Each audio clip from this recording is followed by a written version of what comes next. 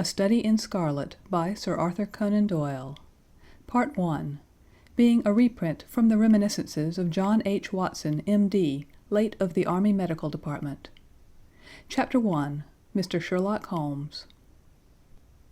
In the year 1878 I took my degree of Doctor of Medicine of the University of London, and proceeded to Netley to go through the course prescribed for surgeons in the army. Having completed my studies there, I was duly attached to the 5th Northumberland Fusiliers as assistant surgeon. The regiment was stationed in India at the time, and before I could join it the Second Afghan War had broken out. On landing at Bombay, I learned that my corps had advanced through the passes and was already deep in the enemy's country. I followed, however, with many other officers who were in the same situation as myself, and succeeded in reaching Kandahar in safety, where I found my regiment, and at once entered upon my new duties. The campaign brought honors and promotion to many, but for me it had nothing but misfortune and disaster. I was removed from my brigade and attached to the Berkshires, with whom I served at the fatal battle of Maiwand. There I was struck on the shoulder by a jezail bullet, which shattered the bone and grazed the subclavian artery.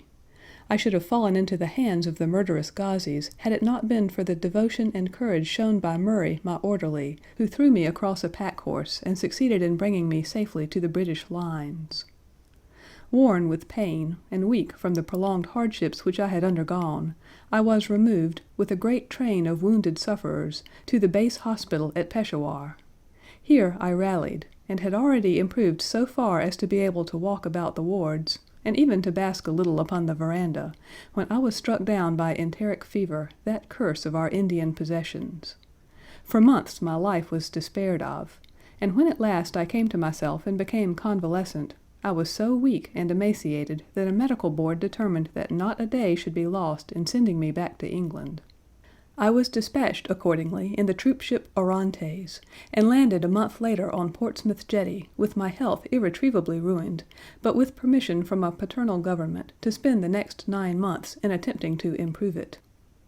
I had neither kith nor kin in England, and was therefore as free as air, or as free as an income of 11 shillings and 6 pence a day will permit a man to be. Under such circumstances I naturally gravitated to London, that great cesspool into which all the loungers and idlers of the empire are irresistibly drained. There I stayed for some time at a private hotel in the Strand, leading a comfortless, meaningless existence, and spending such money as I had, considerably more freely than I ought. So alarming did the state of my finances become that I soon realized that I must either leave the metropolis and rusticate somewhere in the country, or that I must make a complete alteration in my style of living. Choosing the latter alternative, I began by making up my mind to leave the hotel and take up my quarters in some less pretentious and less expensive domicile. On the very day that I had come to this conclusion, I was standing at the Criterion bar when someone tapped me on the shoulder, and turning round I recognized young Stamford, who had been a dresser under me at Bart's. The sight of a friendly face in the great wilderness of London is a pleasant thing indeed to a lonely man. In old days Stamford had never been a particular crony of mine, but now I hailed him with enthusiasm, and he, in his turn, appeared to be delighted to see me. In the exuberance of my joy, I asked him to lunch with me at the Holborn, and we started off together in a hansom. "Whatever have you been doing with yourself, Watson?" he asked in undisguised wonder as we rattled through the crowded London streets. "You are as thin as a lath and as brown as a nut." I gave him a short sketch of my adventures and had hardly concluded it by the time that we reached our destination. "Poor devil!" he said commiseratingly after he had listened to my misfortunes. "What are you up to now?" "Looking for lodgings," I answered, trying to solve the problem as to whether it is possible to get comfortable rooms at a reasonable price. "That's a strange thing," remarked my companion. "You are the second man today that has used that expression to me." "And who was the first?" I asked. "A fellow who is working at the chemical laboratory up at the hospital.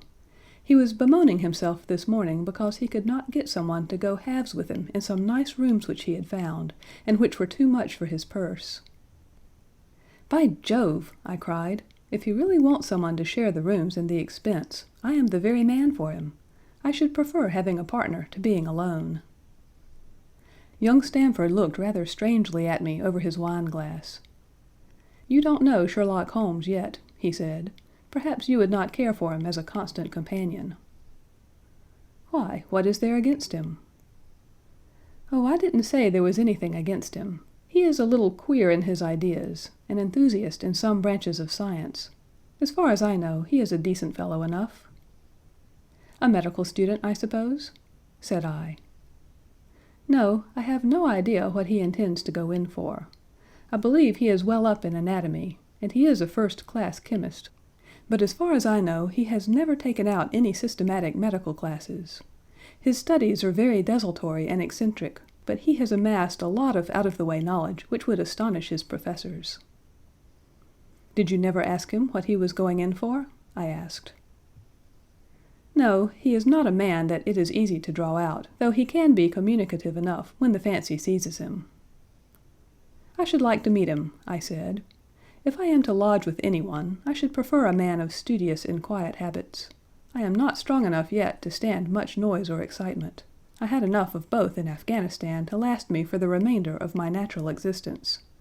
How could I meet this friend of yours?"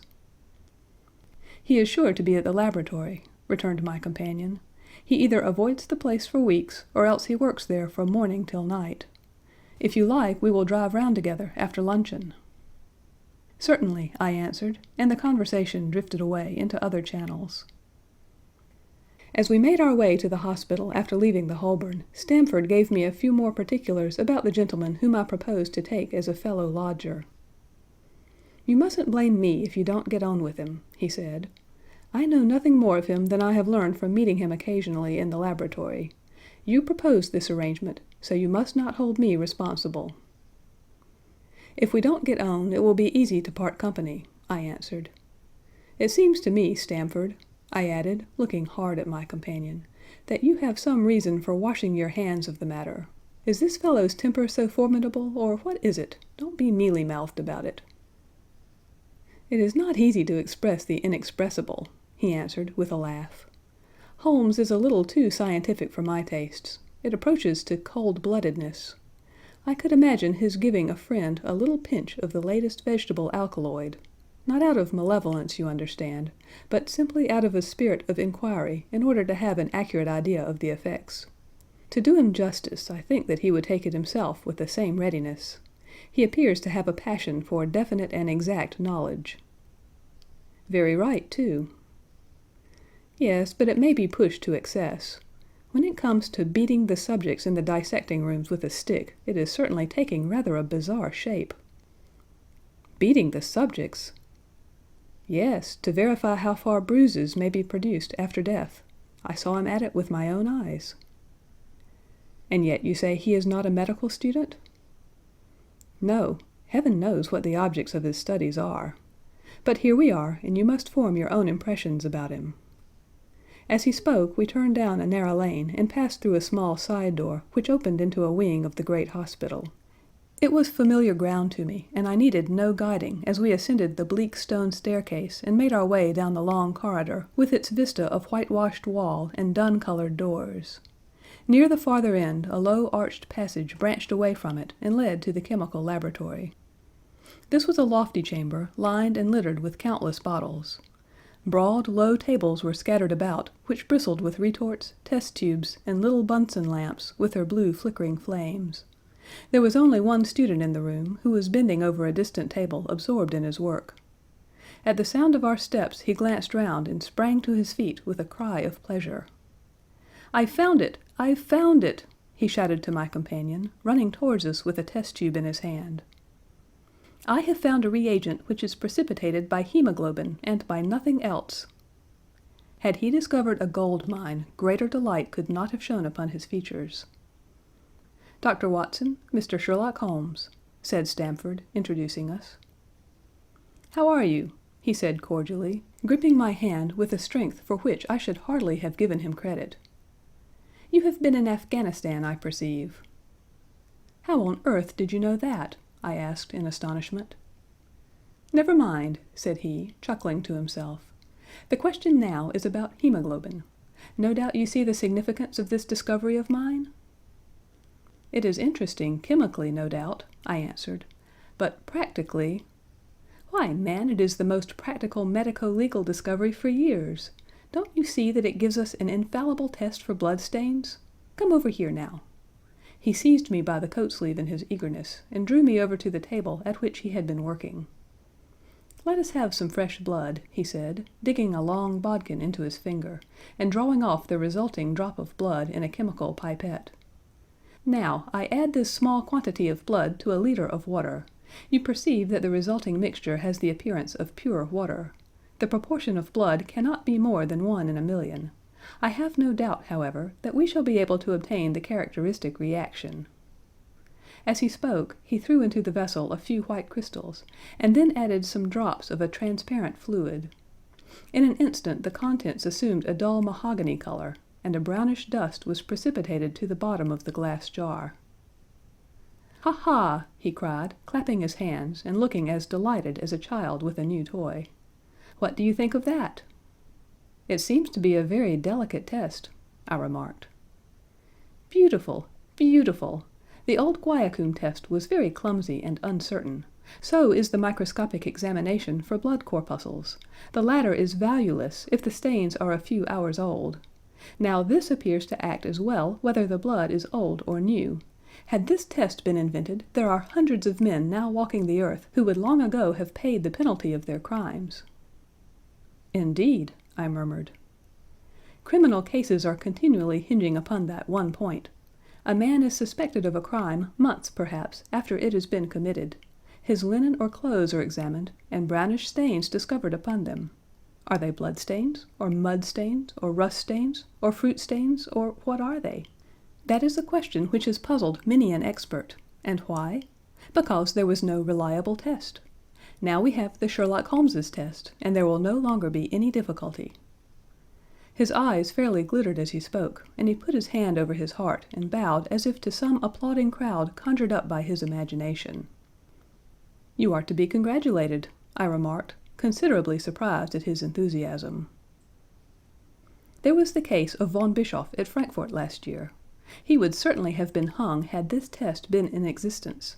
Then there was Mason of Bradford, and the notorious Muller, and Lefebvre of Montpellier, and Sampson of New Orleans. I could name a score of cases in which it would have been decisive." "You seem to be a walking calendar of crime," said Stamford, with a laugh. "You might start a paper on those lines. Call it the Police News of the Past." "Very interesting reading it might be made, too," remarked Sherlock Holmes, sticking a small piece of plaster over the prick on his finger. "I have to be careful," he continued, turning to me with a smile, "for I dabble with poisons a good deal." He held out his hand as he spoke, and I noticed that it was all mottled over with similar pieces of plaster, and discolored with strong acids. "We came here on business," said Stamford, sitting down on a high three-legged stool, and pushing another one in my direction with his foot. "My friend here wants to take diggings, and as you were complaining that you could get no one to go halves with you, I thought that I had better bring you together." Sherlock Holmes seemed delighted at the idea of sharing his rooms with me. "I have my eye on a suite in Baker Street," he said, "which would suit us down to the ground. You don't mind the smell of strong tobacco, I hope?" "I always smoke ships myself," I answered. "That's good enough. I generally have chemicals about, and occasionally do experiments. Would that annoy you?" "By no means." "Let me see, what are my other shortcomings? I get in the dumps at times, and don't open my mouth for days on end. You must not think I am sulky when I do that. Just let me alone, and I'll soon be right. What have you to confess now? It's just as well for two fellows to know the worst of one another before they begin to live together." I laughed at this cross-examination. "I keep a bull pup," I said, "and I object to rows because my nerves are shaken, and I get up at all sorts of ungodly hours, and I am extremely lazy. I have another set of vices when I'm well, but those are the principal ones at present." "Do you include violin playing in your category of rows?" he asked anxiously. "It depends on the player," I answered. "A well-played violin is a treat for the gods. A badly played one—" "Oh, that's all right," he cried, with a merry laugh. "I think we may consider the thing as settled, That is, if the rooms are agreeable to you." "When shall we see them?" "Call for me here at noon tomorrow, and we'll go together and settle everything," he answered. "All right, noon exactly," said I, shaking his hand. We left him working among his chemicals, and we walked together towards my hotel. "By the way," I asked suddenly, stopping and turning upon Stamford, "how the deuce did he know that I had come from Afghanistan?" My companion smiled an enigmatical smile. "That's just his little peculiarity," he said. "A good many people have wanted to know how he finds things out." "Oh, a mystery, is it?" I cried, rubbing my hands. "This is very piquant. I am much obliged to you for bringing us together. The proper study of mankind is man, you know." "You must study him, then," Stamford said as he bade me good bye. "You'll find him a knotty problem, though. I'll wager he learns more about you than you about him. Good bye." "Good bye," I answered, and strolled on to my hotel, considerably interested in my new acquaintance. End of Part 1, Chapter 1. Part 1, Chapter 2. The Science of Deduction. We met next day as he had arranged, and inspected the rooms at No. 221 Baker Street, of which he had spoken at our meeting. They consisted of a couple of comfortable bedrooms and a single large, airy sitting room, cheerfully furnished and illuminated by two broad windows. So desirable in every way were the apartments, and so moderate did the terms seem when divided between us, that the bargain was concluded upon the spot, and we at once entered into possession. That very evening I moved my things round from the hotel, and on the following morning Sherlock Holmes followed me with several boxes and portmanteaus. For a day or two we were busily employed in unpacking and laying out our property to the best advantage. That done, we gradually began to settle down and to accommodate ourselves to our new surroundings. Holmes was certainly not a difficult man to live with. He was quiet in his ways, and his habits were regular. It was rare for him to be up after 10 at night, and he had invariably breakfasted and gone out before I rose in the morning.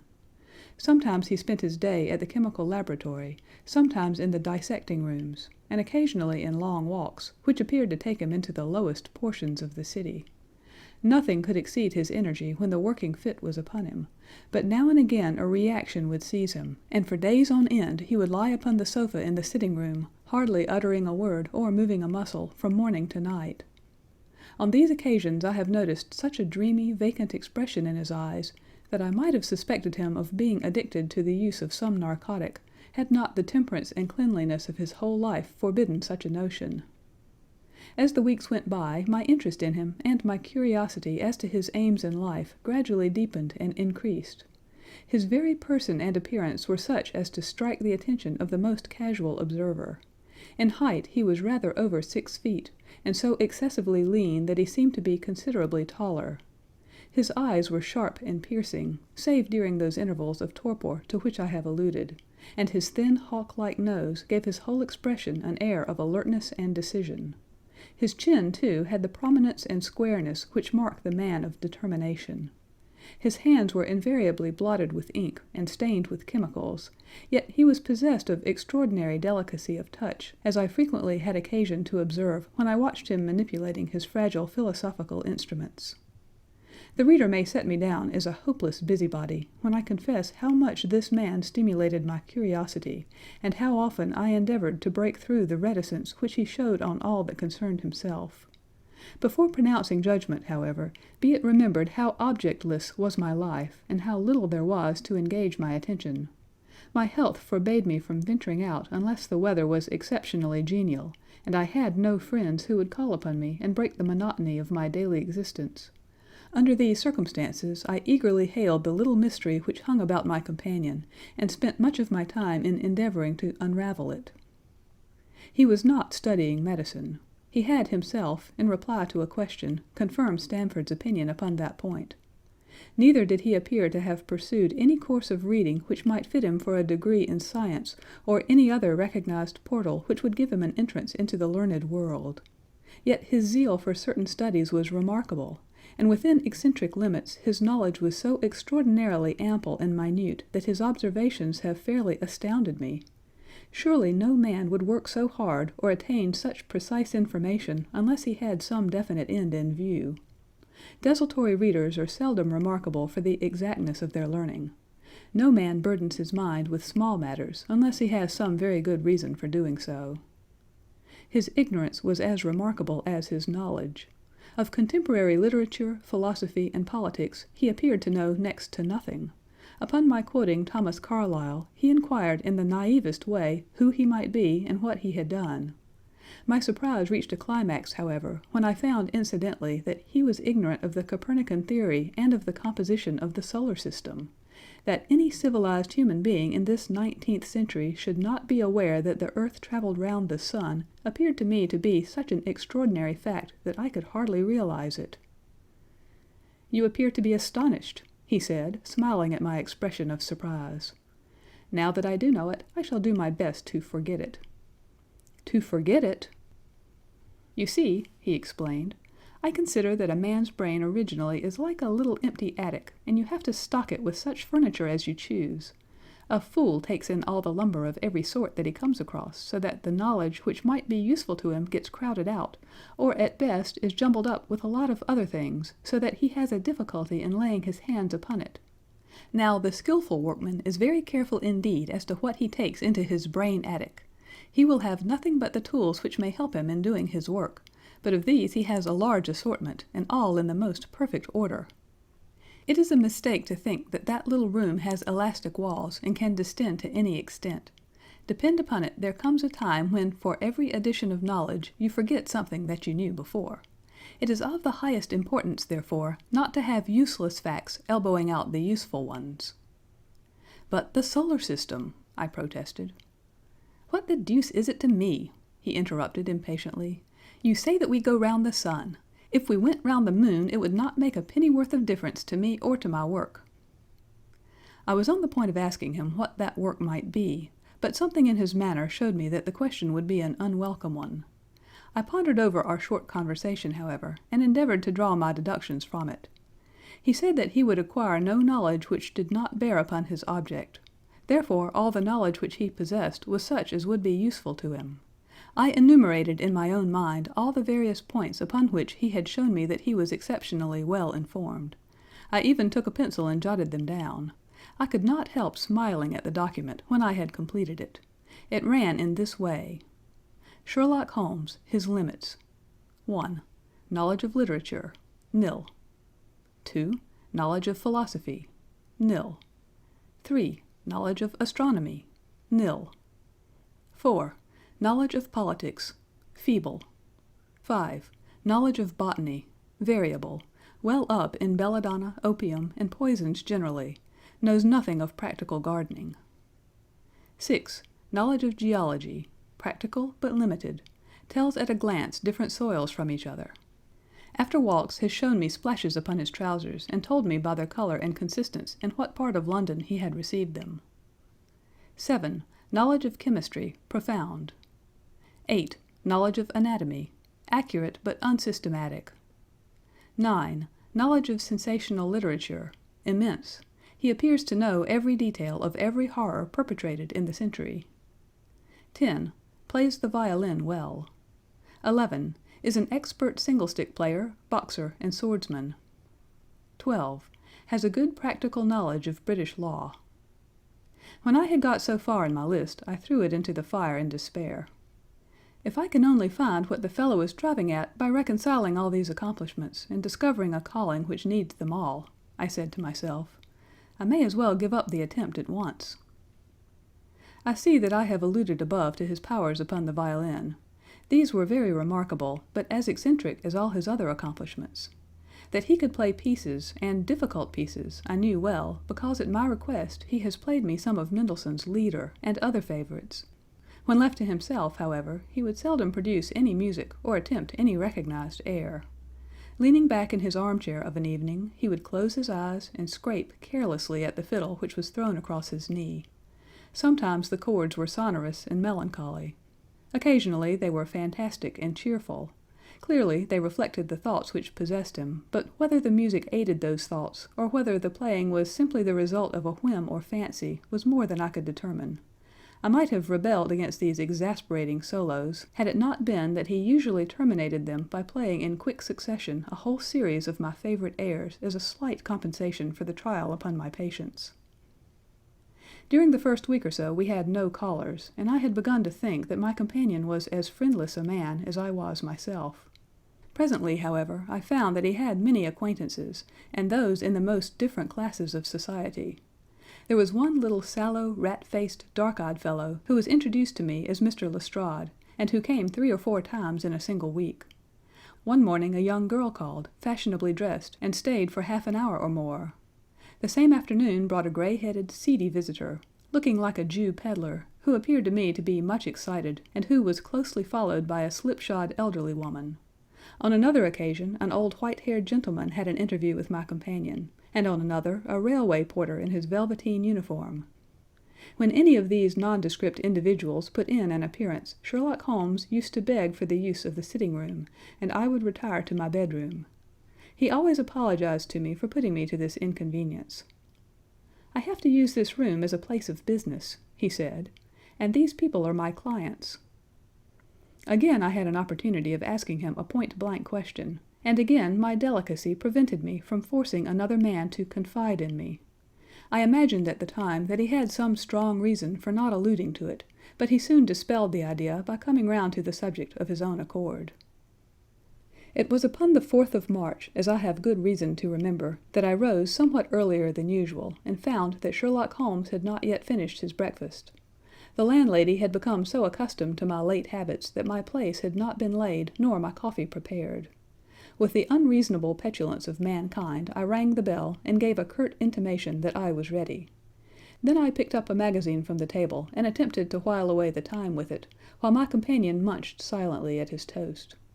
One of the articles had a pencil mark at the heading, and I naturally began to run my eye through it. Its somewhat ambitious title was The Book of Life, and it attempted to show how much an observant man might learn by an accurate and systematic examination of all that came in his way. It struck me as being a remarkable mixture of shrewdness and of absurdity. The reasoning was close and intense, but the deductions appeared to me to be far-fetched and exaggerated. The writer claimed by a momentary expression, a twitch of muscle, or a glance of an eye, to fathom a man's inmost thoughts.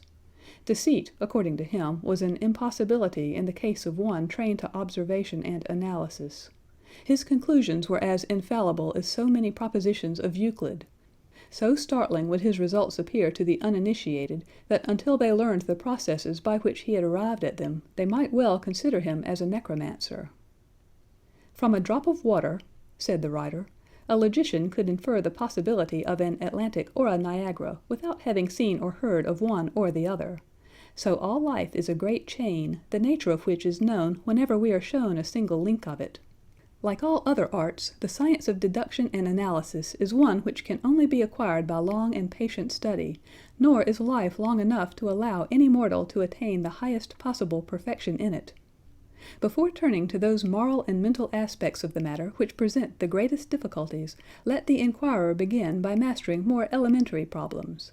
Let him, on meeting a fellow mortal, learn at a glance to distinguish the history of the man, and the trade or profession to which he belongs. Puerile as such an exercise may seem, it sharpens the faculties of observation, and teaches one where to look and what to look for. By a man's fingernails, by his coat sleeve, by his boots, by his trouser knees, by the callosities of his forefinger and thumb, by his expression, by his shirt cuffs, by each of these things a man's calling is plainly revealed. That all united should fail to enlighten the competent inquirer in any case is almost inconceivable." "What ineffable twaddle!" I cried, slapping the magazine down on the table. "I never read such rubbish in my life." "What is it?" asked Sherlock Holmes. "Why, this article," I said, pointing at it with my egg spoon as I sat down to my breakfast. "I see that you have read it since you have marked it. I don't deny that it is smartly written. It irritates me, though. It is evidently the theory of some armchair lounger who evolves all these neat little paradoxes in the seclusion of his own study.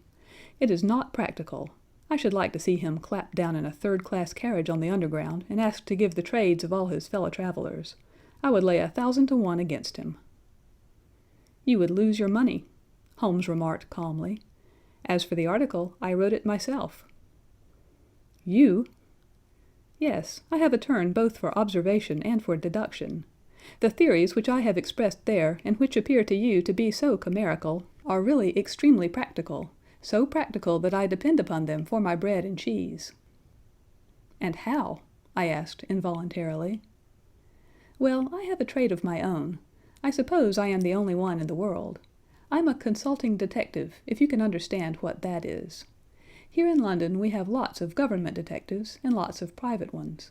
When these fellows are at fault, they come to me, and I manage to put them on the right scent. They lay all the evidence before me, and I am generally able, by the help of my knowledge of the history of crime, to set them straight. There is a strong family resemblance about misdeeds, and if you have all the details of 1,000 at your finger ends, it is odd if you can't unravel the 1,001st. Lestrade is a well-known detective. He got himself into a fog recently over a forgery case, and that was what brought him here." "And these other people?" "They are mostly sent on by private inquiry agencies. They are all people who are in trouble about something and want a little enlightening. I listen to their story, they listen to my comments, and then I pocket my fee." "But do you mean to say," I said, "that without leaving your room you can unravel some knot which other men can make nothing of, although they have seen every detail for themselves?" "Quite so. I have a kind of intuition that way. Now and again a case turns up which is a little more complex. Then I have to bustle about and see things with my own eyes. You see, I have a lot of special knowledge which I apply to the problem, and which facilitates matters wonderfully. Those rules of deduction laid down in that article which aroused your scorn are invaluable to me in practical work. Observation, with me, is second nature. You appeared to be surprised when I told you, on our first meeting, that you had come from Afghanistan." "You were told, no doubt." "Nothing of the sort. I knew you came from Afghanistan. From long habit the train of thoughts ran so swiftly through my mind that I arrived at the conclusion without being conscious of intermediate steps. There were such steps, however. The train of reasoning ran: here is a gentleman of a medical type, but with the air of a military man. Clearly an army doctor, then. He has just come from the tropics, for his face is dark, and that is not the natural tint of his skin, for his wrists are fair. He has undergone hardship and sickness, as his haggard face says clearly. His left arm has been injured. He holds it in a stiff and unnatural manner. Where in the tropics could an English army doctor have seen much hardship and got his arm wounded? Clearly in Afghanistan. The whole train of thought did not occupy a second. I then remarked that you came from Afghanistan, and you were astonished. "It is simple enough as you explain it," I said, smiling. "You remind me of Edgar Allan Poe's Dupin. I had no idea that such individuals did exist outside of stories." Sherlock Holmes rose and lit his pipe. "No doubt you think that you are complimenting me in comparing me to Dupin," he observed. "Now, in my opinion, Dupin was a very inferior fellow. That trick of his of breaking in on his friend's thoughts with an apropos remark after a quarter of an hour's silence is really very showy and superficial. He had some analytical genius, no doubt, but he was by no means such a phenomenon as Poe appeared to imagine." "Have you read Gaboriau's works?" I asked. "Does Lecoq come up to your idea of a detective?" Sherlock Holmes sniffed sardonically. "Lecoq was a miserable bungler," he said in an angry voice.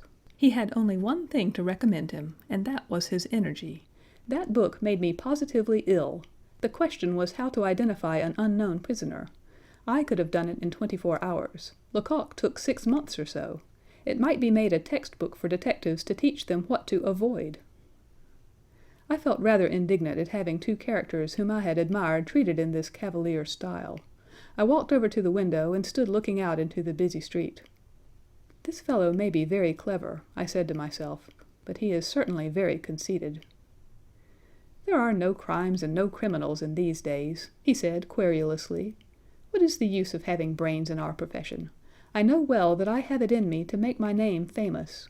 No man lives or has ever lived who has brought the same amount of study and of natural talent to the detection of crime which I have done. And what is the result? There is no crime to detect, or at most some bungling villainy with a motive so transparent that even a Scotland Yard official can see through it." I was still annoyed at his bumptious style of conversation. I thought it best to change the topic. "I wonder what that fellow is looking for?" I asked, pointing to a stalwart, plainly dressed individual who was walking slowly down the other side of the street, looking anxiously at the numbers. He had a large blue envelope in his hand, and was evidently the bearer of a message. "You mean the retired sergeant of marines," said Sherlock Holmes. "Brag and bounce," thought I to myself.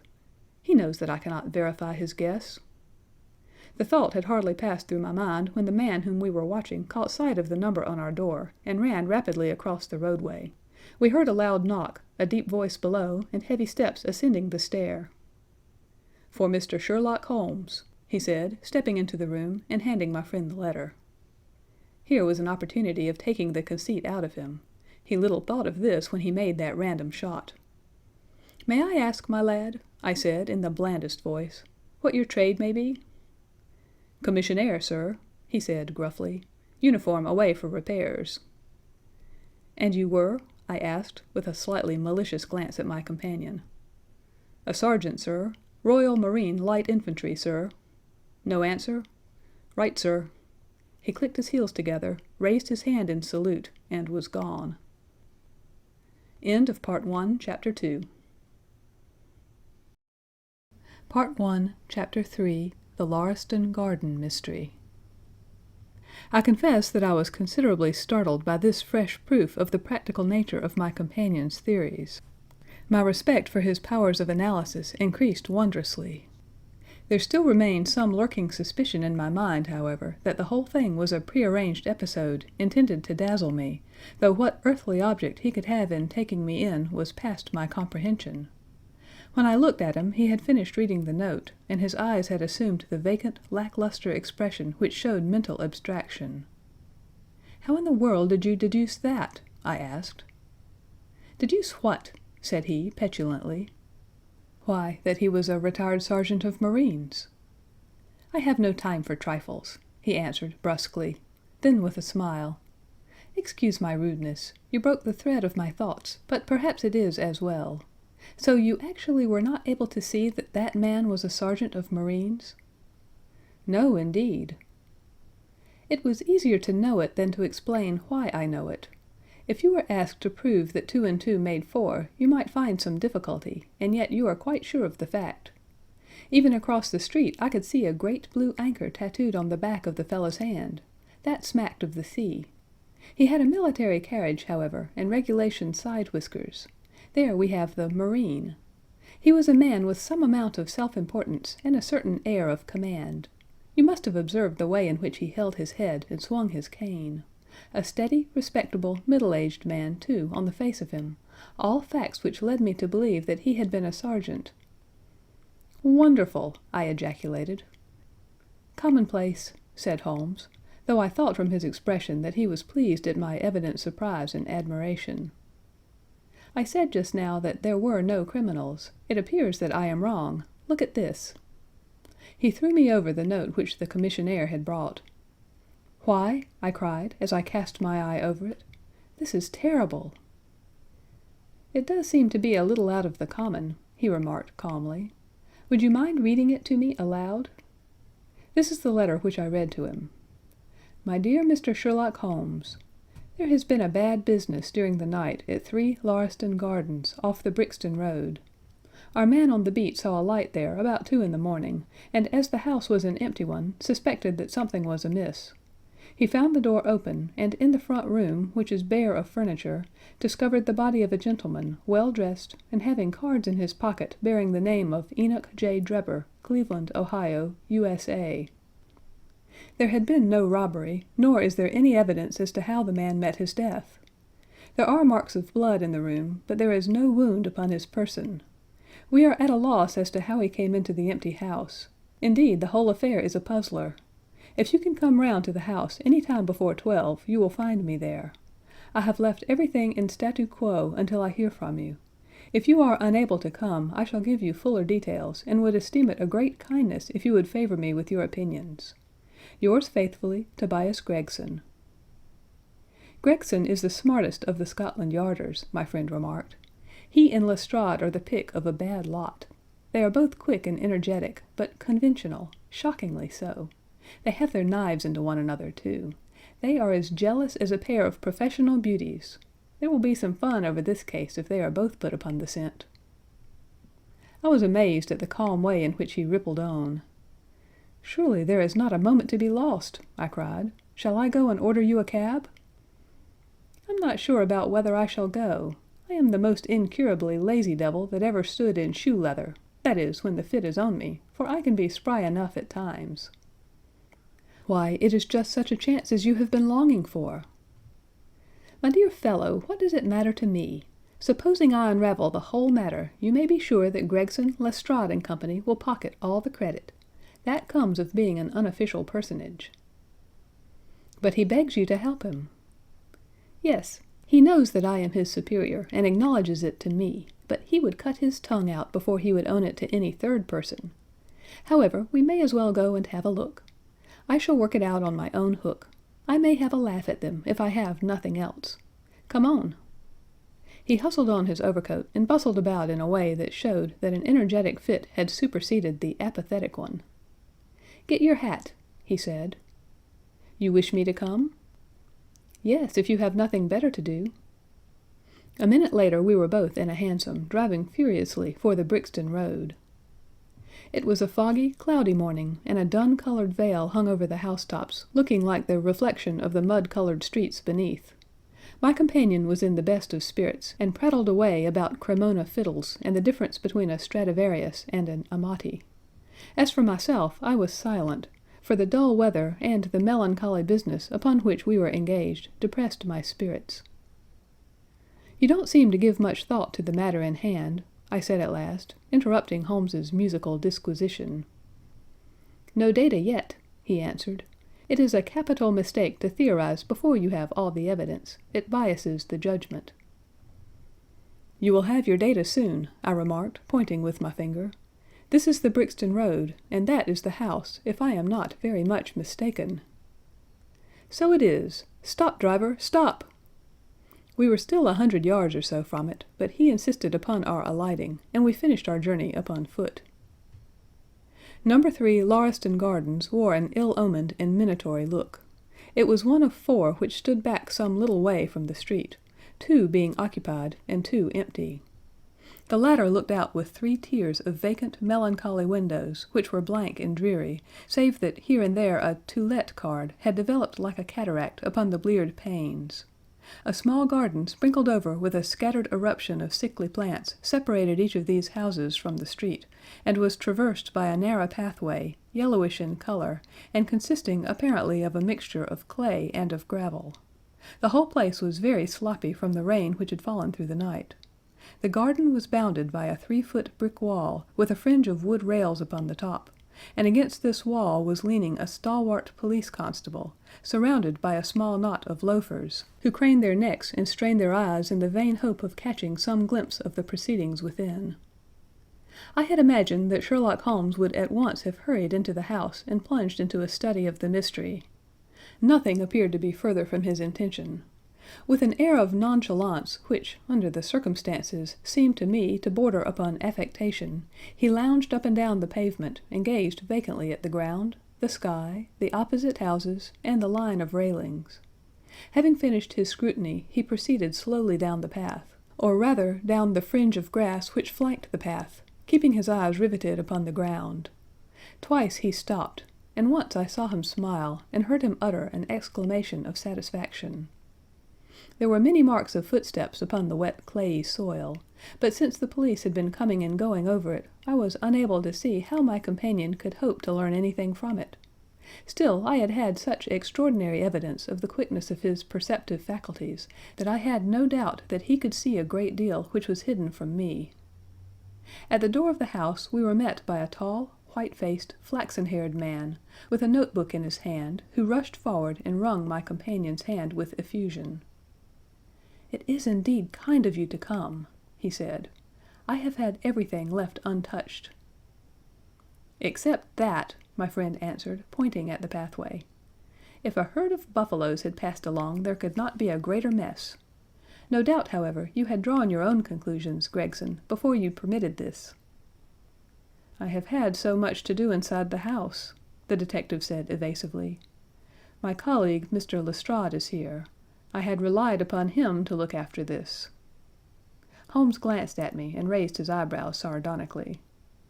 "With two such men as yourself and Lestrade upon the ground, there will not be much for a third party to find out," he said. Gregson rubbed his hands in a self-satisfied way. "I think we have done all that can be done," he answered. "It's a queer case, though, and I knew your taste for such things." "You did not come here in a cab?" asked Sherlock Holmes. "No, sir." "Nor Lestrade?" "No, sir." "Then let us go and look at the room." With which inconsequent remark he strode on into the house, followed by Gregson, whose features expressed his astonishment. A short passage, bare-planked and dusty, led to the kitchen and offices. Two doors opened out of it to the left and to the right. One of these had obviously been closed for many weeks. The other belonged to the dining room, which was the apartment in which the mysterious affair had occurred. Holmes walked in, and I followed him with that subdued feeling at my heart which the presence of death inspires. It was a large, square room, looking all the larger from the absence of all furniture. A vulgar, flaring paper adorned the walls, but it was blotched in places with mildew, and here and there great strips had become detached and hung down, exposing the yellow plaster beneath. Opposite the door was a showy fireplace surmounted by a mantelpiece of imitation white marble. On one corner of this was stuck the stump of a red wax candle. The solitary window was so dirty that the light was hazy and uncertain, giving a dull gray tinge to everything, which was intensified by the thick layer of dust which coated the whole apartment. All these details I observed afterwards. At present my attention was centered upon the single, grim, motionless figure which lay stretched upon the boards, with vacant, sightless eyes staring up at the discolored ceiling. It was that of a man about 43 or 44 years of age, middle-sized, broad-shouldered, with crisp, curling black hair and a short, stubbly beard.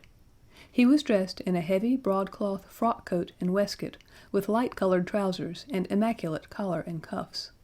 A top hat, well brushed and trim, was placed upon the floor beside him. His hands were clenched and his arms thrown abroad, while his lower limbs were interlocked, as though his death struggle had been a grievous one. On his rigid face there stood an expression of horror, and, as it seemed to me, of hatred, such as I have never seen upon human features.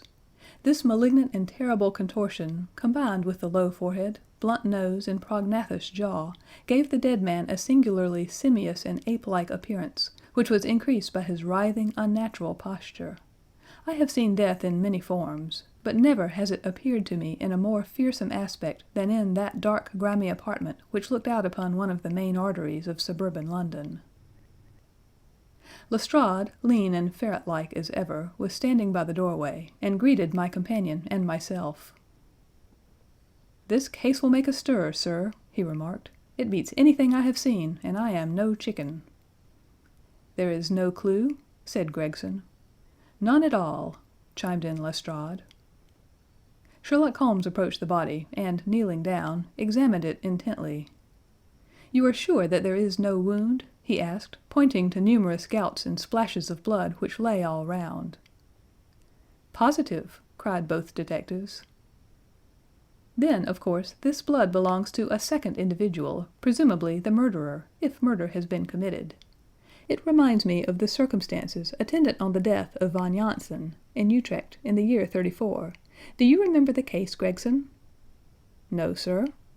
"Read it up. You really should. There is nothing new under the sun. It has all been done before."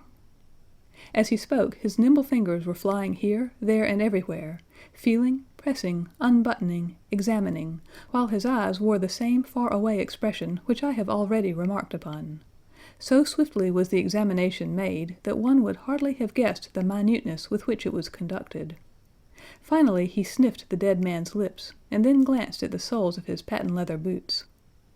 "He has not been moved at all?" he asked. "No more than was necessary for the purpose of our examination." "You can take him to the mortuary now," he said. "There is nothing more to be learned." Gregson had a stretcher and 4 men at hand. At his call they entered the room, and the stranger was lifted and carried out. As they raised him, a ring tinkled down and rolled across the floor. Lestrade grabbed it up and stared at it with mystified eyes. "There's been a woman here!" he cried. "It's a woman's wedding ring." He held it out as he spoke upon the palm of his hand. We all gathered round him and gazed at it. There could be no doubt that that circlet of plain gold had once adorned the finger of a bride. "This complicates matters," said Gregson. "Heaven knows they were complicated enough before." "You're sure it doesn't simplify them?" observed Holmes.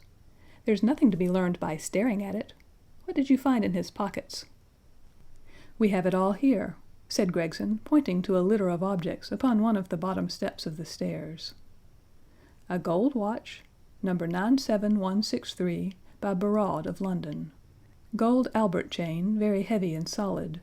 Gold ring with Masonic device. Gold pin, bulldog's head, with rubies as eyes. Russian leather card case, with cards of Enoch J. Drebber of Cleveland, corresponding with the E.J.D. upon the linen. No purse, but loose money to the extent of £7 13. Pocket edition of Boccaccio's Decameron, with name of Joseph Stangerson upon the flyleaf. 2 letters, one addressed to E.J. Drebber and one to Joseph Stangerson." "At what address?" "American Exchange, Strand, to be left till called for.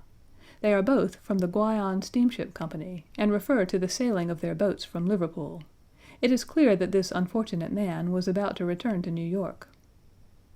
"Have you made any inquiries as to this man Stangerson?" "I did it at once, sir," said Gregson. "I have had advertisements sent to all the newspapers, and one of my men has gone to the American Exchange, but he has not returned yet." "Have you sent to Cleveland?" "We telegraphed this morning." "How did you word your inquiries?" "We simply detailed the circumstances and said that we should be glad of any information which could help us." "You did not ask for particulars on any point which appeared to you to be crucial?" "I asked about Stangerson." "Nothing else? Is there no circumstance on which this whole case appears to hinge? Will you not telegraph again?" "I have said all I have to say," said Gregson in an offended voice. Sherlock Holmes chuckled to himself and appeared to be about to make some remark, when Lestrade, who had been in the front room while we were holding this conversation in the hall, reappeared upon the scene, rubbing his hands in a pompous and self-satisfied manner. "Mr. Gregson," he said, "I have just made a discovery of the highest importance, and one which would have been overlooked had I not made a careful examination of the walls." The little man's eyes sparkled as he spoke, and he was evidently in a state of suppressed exultation at having scored a point against his colleague.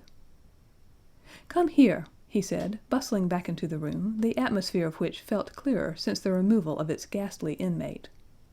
"Now, stand there." He struck a match on his boot and held it up against the wall. "Look at that," he said triumphantly. I have remarked that the paper had fallen away in parts. In this particular corner of the room a large piece had peeled off, leaving a yellow square of coarse plastering.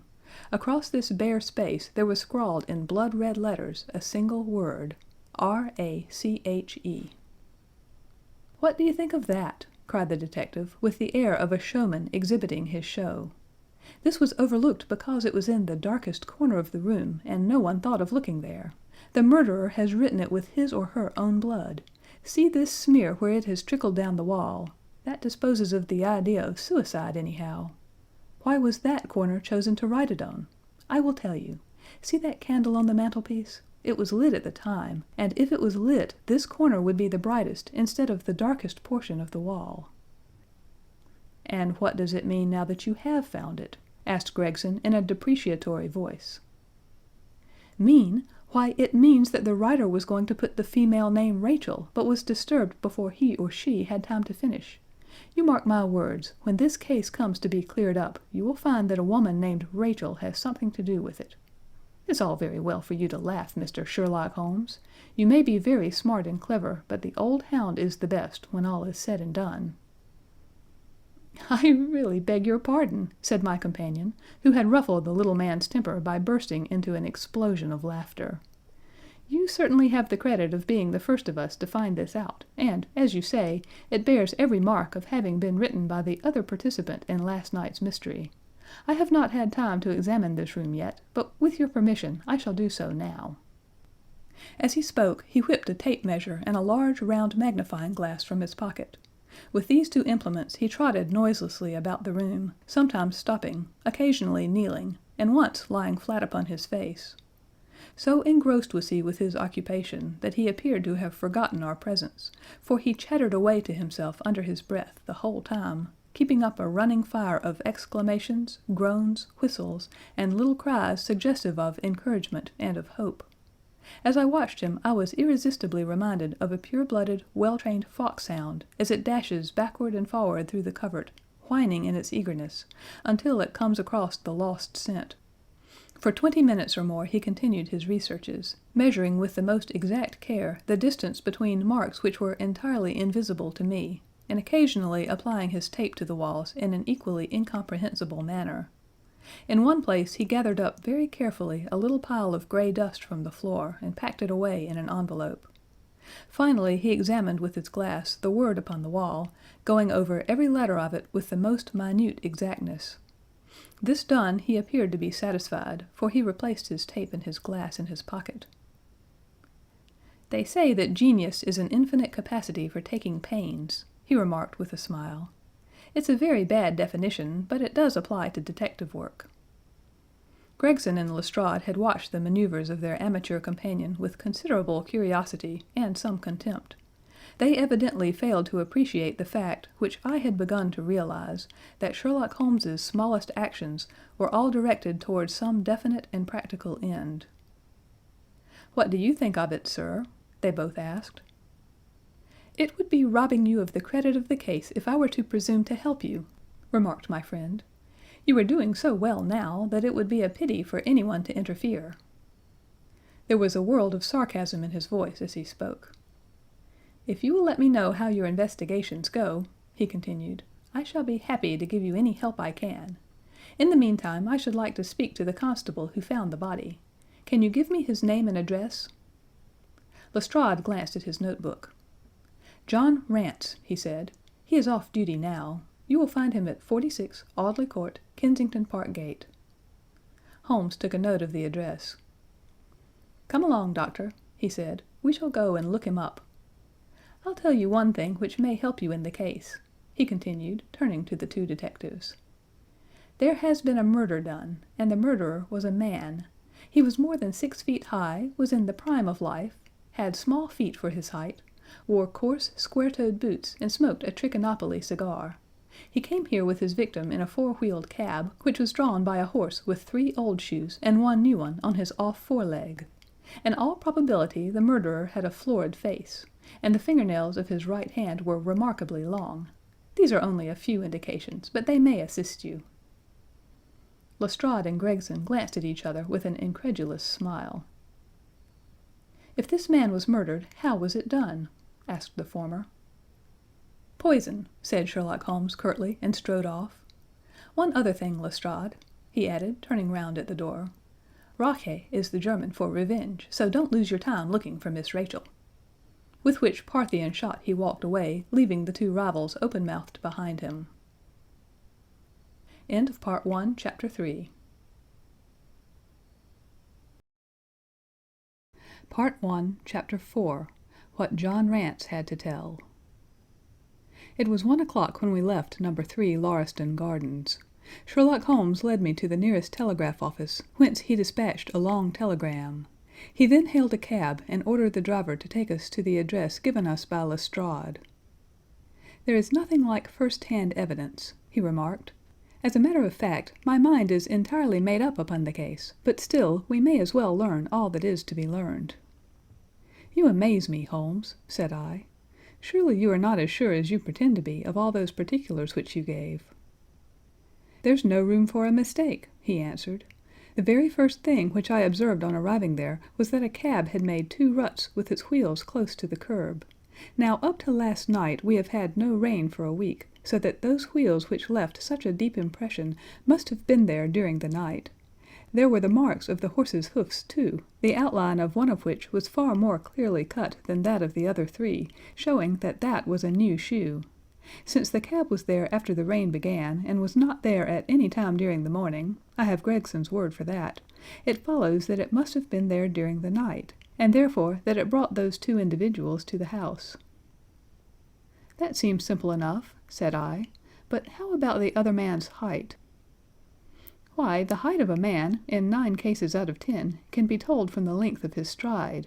It is a simple calculation enough, though there is no use my boring you with figures.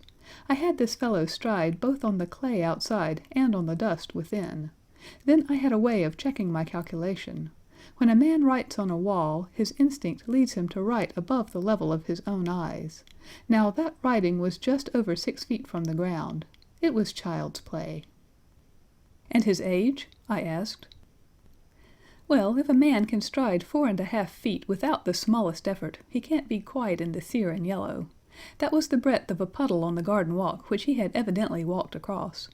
Patent leather boots had gone round, and square toes had hopped over. There is no mystery about it at all. I am simply applying to ordinary life a few of those precepts of observation and deduction which I advocated in that article. Is there anything else that puzzles you?" "The fingernails and the trichinopoly," I suggested. "The writing on the wall was done with a man's forefinger dipped in blood. My glass allowed me to observe that the plaster was slightly scratched in doing it, which would not have been the case if the man's nail had been trimmed. I gathered up some scattered ash from the floor. It was dark in color and flaky. Such an ash is only made by a trichinopoly. I have made a special study of cigar ashes. In fact, I have written a monograph upon the subject. I flatter myself that I can distinguish at a glance the ash of any known brand either of cigar or of tobacco. It is just in such details that the skilled detective differs from the Gregson and Lestrade type." "And the florid face?" I asked. "Ah, that was a more daring shot, though I have no doubt that I was right. You must not ask me that at the present state of the affair."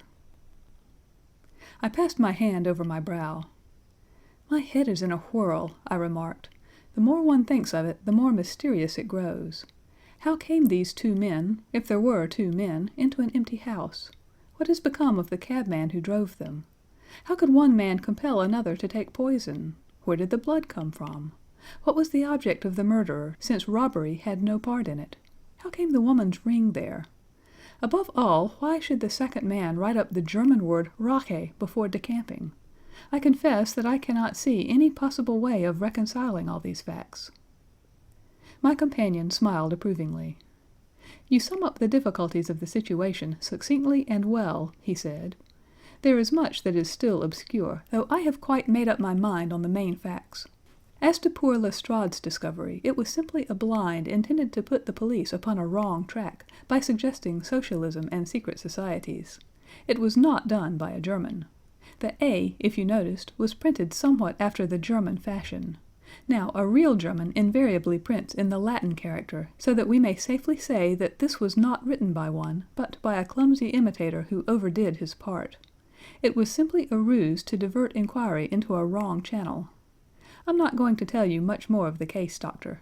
You know a conjurer gets no credit when once he has explained his trick, and if I show you too much of my method of working, you will come to the conclusion that I am a very ordinary individual, after all." "I shall never do that," I answered. "You have brought detection as near an exact science as it ever will be brought in this world." My companion flushed up with pleasure at my words and the earnest way in which I uttered them. I had already observed that he was as sensitive to flattery on the score of his art as any girl could be of her beauty. "I'll tell you one other thing," he said. "Patent leathers and square toes came in the same cab, and they walked down the pathway together as friendly as possible, arm in all probability. When they got inside, they walked up and down the room, or rather, Patent Leathers stood still while Square Toes walked up and down. I could read all that in the dust, and I could read that as he walked he grew more and more excited. That is shown by the increased length of his strides. He was talking all the while, and working himself up, no doubt, into a fury. Then the tragedy occurred. I've told you all I know myself now, for the rest is mere surmise and conjecture. We have a good working basis, however, on which to start. We must hurry up, for I want to go to Halle's concert to hear Norman Neruda this afternoon. This conversation had occurred while our cab had been threading its way through a long succession of dingy streets and dreary byways. In the dingiest and dreariest of them our driver suddenly came to a stand. "That's Audley Court in there," he said, pointing to a narrow slit in the line of dead-colored brick. "You'll find me here when you come back." Audley Court was not an attractive locality. The narrow passage led us into a quadrangle paved with flags and lined by sordid dwellings. We picked our way among groups of dirty children and through lines of discolored linen until we came to number 46, the door of which was decorated with a small slip of brass on which the name Rance was engraved. On inquiry we found that the constable was in bed, and we were shown into a little front parlor to await his coming. He appeared presently, looking a little irritable at being disturbed in his slumbers. "I made my report at the office," he said. Holmes took a half-sovereign from his pocket and played with it pensively. "We thought that we should like to hear it all from your own lips," he said. "I shall be most happy to tell you anything I can," the constable answered, with his eyes upon the little golden disk. "Just let us hear it all in your own way, as it occurred." Rance sat down on the horsehair sofa and knitted his brows, as though determined not to omit anything in his narrative. "I'll tell it you from the beginning," he said. "My time is from 10 at night to 6 in the morning. At 11 there was a fight at the White Hart, but bar that all was quiet enough on the beat.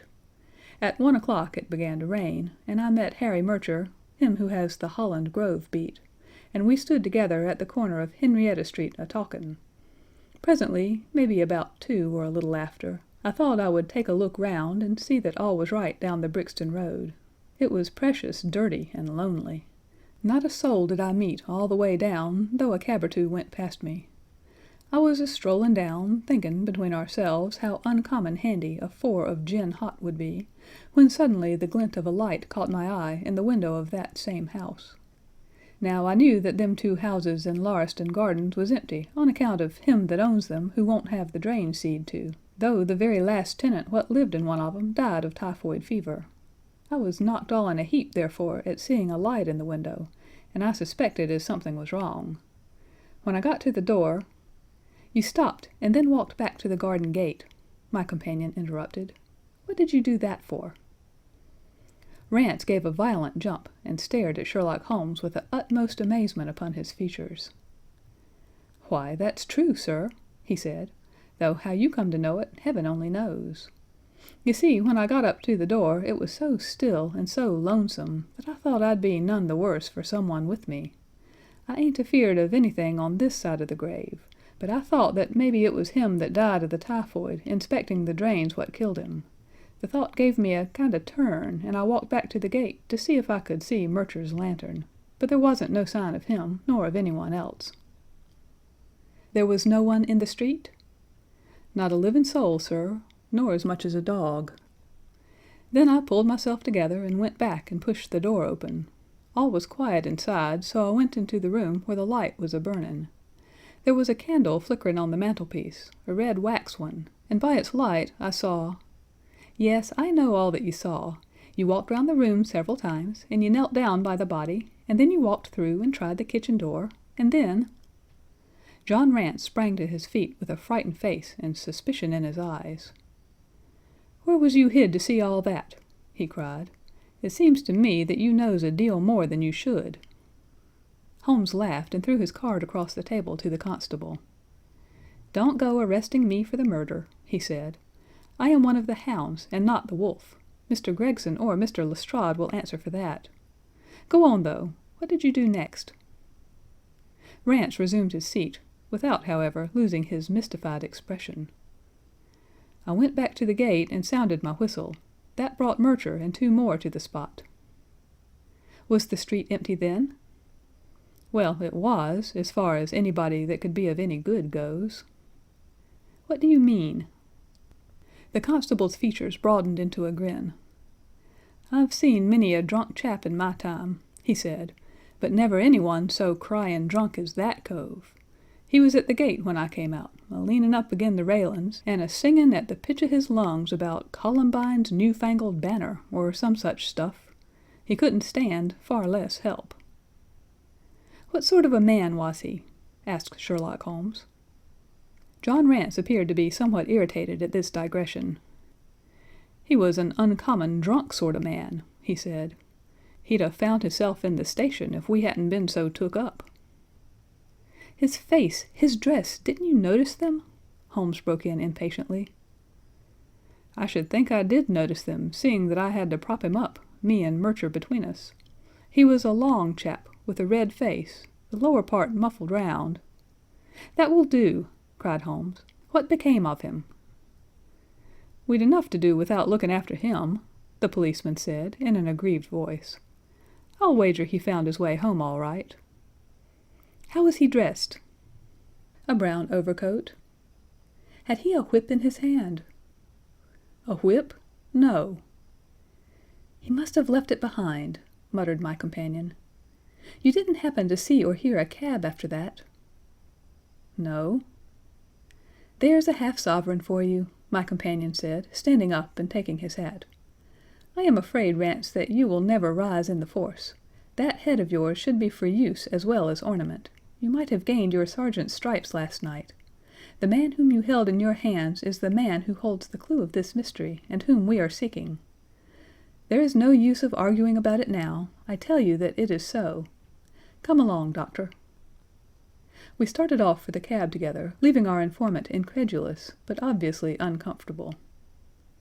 "The blundering fool!" Holmes said bitterly as we drove back to our lodgings. "Just to think of his having such an incomparable bit of good luck, and not taking advantage of it." "I am rather in the dark still.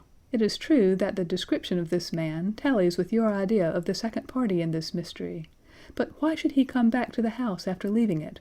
That is not the way of criminals." "The ring, man, the ring! That was what he came back for. If we have no other way of catching him, we can always bait our line with the ring. I shall have him, Doctor. I'll lay you 2 to 1 that I have him. I must thank you for it all. I might not have gone but for you, and so have missed the finest study I ever came across. A study in scarlet, eh? Why shouldn't we use a little art jargon? There's the scarlet thread of murder running through the colorless skein of life, and our duty is to unravel it and isolate it and expose every inch of it. And now for lunch, and then for Norman Neruda. Her attack and her bowing are splendid. What's that little thing of Chopin she plays so magnificently? Tra-la-la-li-li-li-lay. Leaning back in the cab, this amateur bloodhound caroled away like a lark while I meditated upon the many-sidedness of the human mind. End of Part 1, Chapter 4. Part 1, Chapter 5. Our advertisement brings a visitor. Our morning's exertions had been too much for my weak health, and I was tired out in the afternoon. After Holmes's departure for the concert, I lay down upon the sofa and endeavored to get a couple of hours' sleep. It was a useless attempt. My mind had been too much excited by all that had occurred, and the strange fancies and surmises crowded into it. Every time that I closed my eyes I saw before me the distorted, baboon-like countenance of the murdered man. So sinister was the impression which that face had produced upon me that I found it difficult to feel anything but gratitude for him who had removed its owner from the world. If ever human features bespoke vice of the most malignant type, they were certainly those of Enoch J. Drebber of Cleveland. Still, I recognized that justice must be done, and that the depravity of the victim was no condonement in the eyes of the law. The more I thought of it, the more extraordinary did my companion's hypothesis, that the man had been poisoned, appear. I remember how he had sniffed his lips, and had no doubt that he had detected something which had given rise to the idea. Then again, if not poison, what had caused the man's death, since there was neither wound nor marks of strangulation? But, on the other hand, whose blood was that which lay so thickly upon the floor? There were no signs of a struggle, nor had the victim any weapon with which he might have wounded an antagonist. As long as all these questions were unsolved, I felt that sleep would be no easy matter either for Holmes or myself. His quiet, self-confident manner convinced me that he had already formed a theory which explained all the facts, though what it was I could not for an instant conjecture. He was very late in returning, so late that I knew that the concert could not have detained him all the time. Dinner was on the table before he appeared. "It was magnificent," he said as he took his seat. "Do you remember what Darwin says about music? He claims that the power of producing and appreciating it existed among the human race long before the power of speech was arrived at. Perhaps that is why we are so subtly influenced by it. There are vague memories in our souls of those misty centuries when the world was in its childhood." "That's rather a broad idea," I remarked. "One's ideas must be as broad as nature if they are to interpret nature," he answered. "What's the matter? You're not looking quite yourself. This Brixton Road affair has upset you." "To tell the truth, it has," I said. "I ought to be more case-hardened after my Afghan experiences. I saw my own comrades hacked to pieces at my wand without losing my nerve." "I can understand. There is a mystery about this which stimulates the imagination. Where there is no imagination, there is no horror. Have you seen the evening paper?" "No." "It gives a fairly good account of the affair. It does not mention the fact that when the man was raised up, a woman's wedding ring fell upon the floor. It is just as well it does not." "Why?" "Look at this advertisement," he answered. "I had one sent to every paper this morning immediately after the affair." He threw the paper across to me, and I glanced at the place indicated. It was the first announcement in the Found column. "In Brixton Road this morning," it ran, "a plain gold wedding ring found in the roadway between the White Hart Tavern and Holland Grove. Apply Dr. Watson, 221 B, Baker Street, between 8 and 9 this evening." "Excuse my using your name," he said. "If I used my own, some of these dunderheads would recognize it and want to meddle in the affair." "That is all right," I answered. "But supposing anyone applies, I have no ring." "Oh, yes, you have," said he, handing me one. "This will do very well. It is almost a facsimile." "And who do you expect will answer this advertisement?" "Why, the man in the brown coat, our florid friend with the square toes. If he does not come himself, he will send an accomplice." "Would he not consider it as too dangerous?" "Not at all. If my view of the case is correct, and I have every reason to believe that it is, this man would rather risk anything than lose the ring. According to my notion, he dropped it while stooping over Drebber's body, and did not miss it at the time. After leaving the house, he discovered his loss and hurried back, but found the police already in possession, owing to his own folly in leaving the candle burning. He had to pretend to be drunk in order to allay the suspicions which might have been aroused by his appearance at the gate. Now put yourself in that man's place.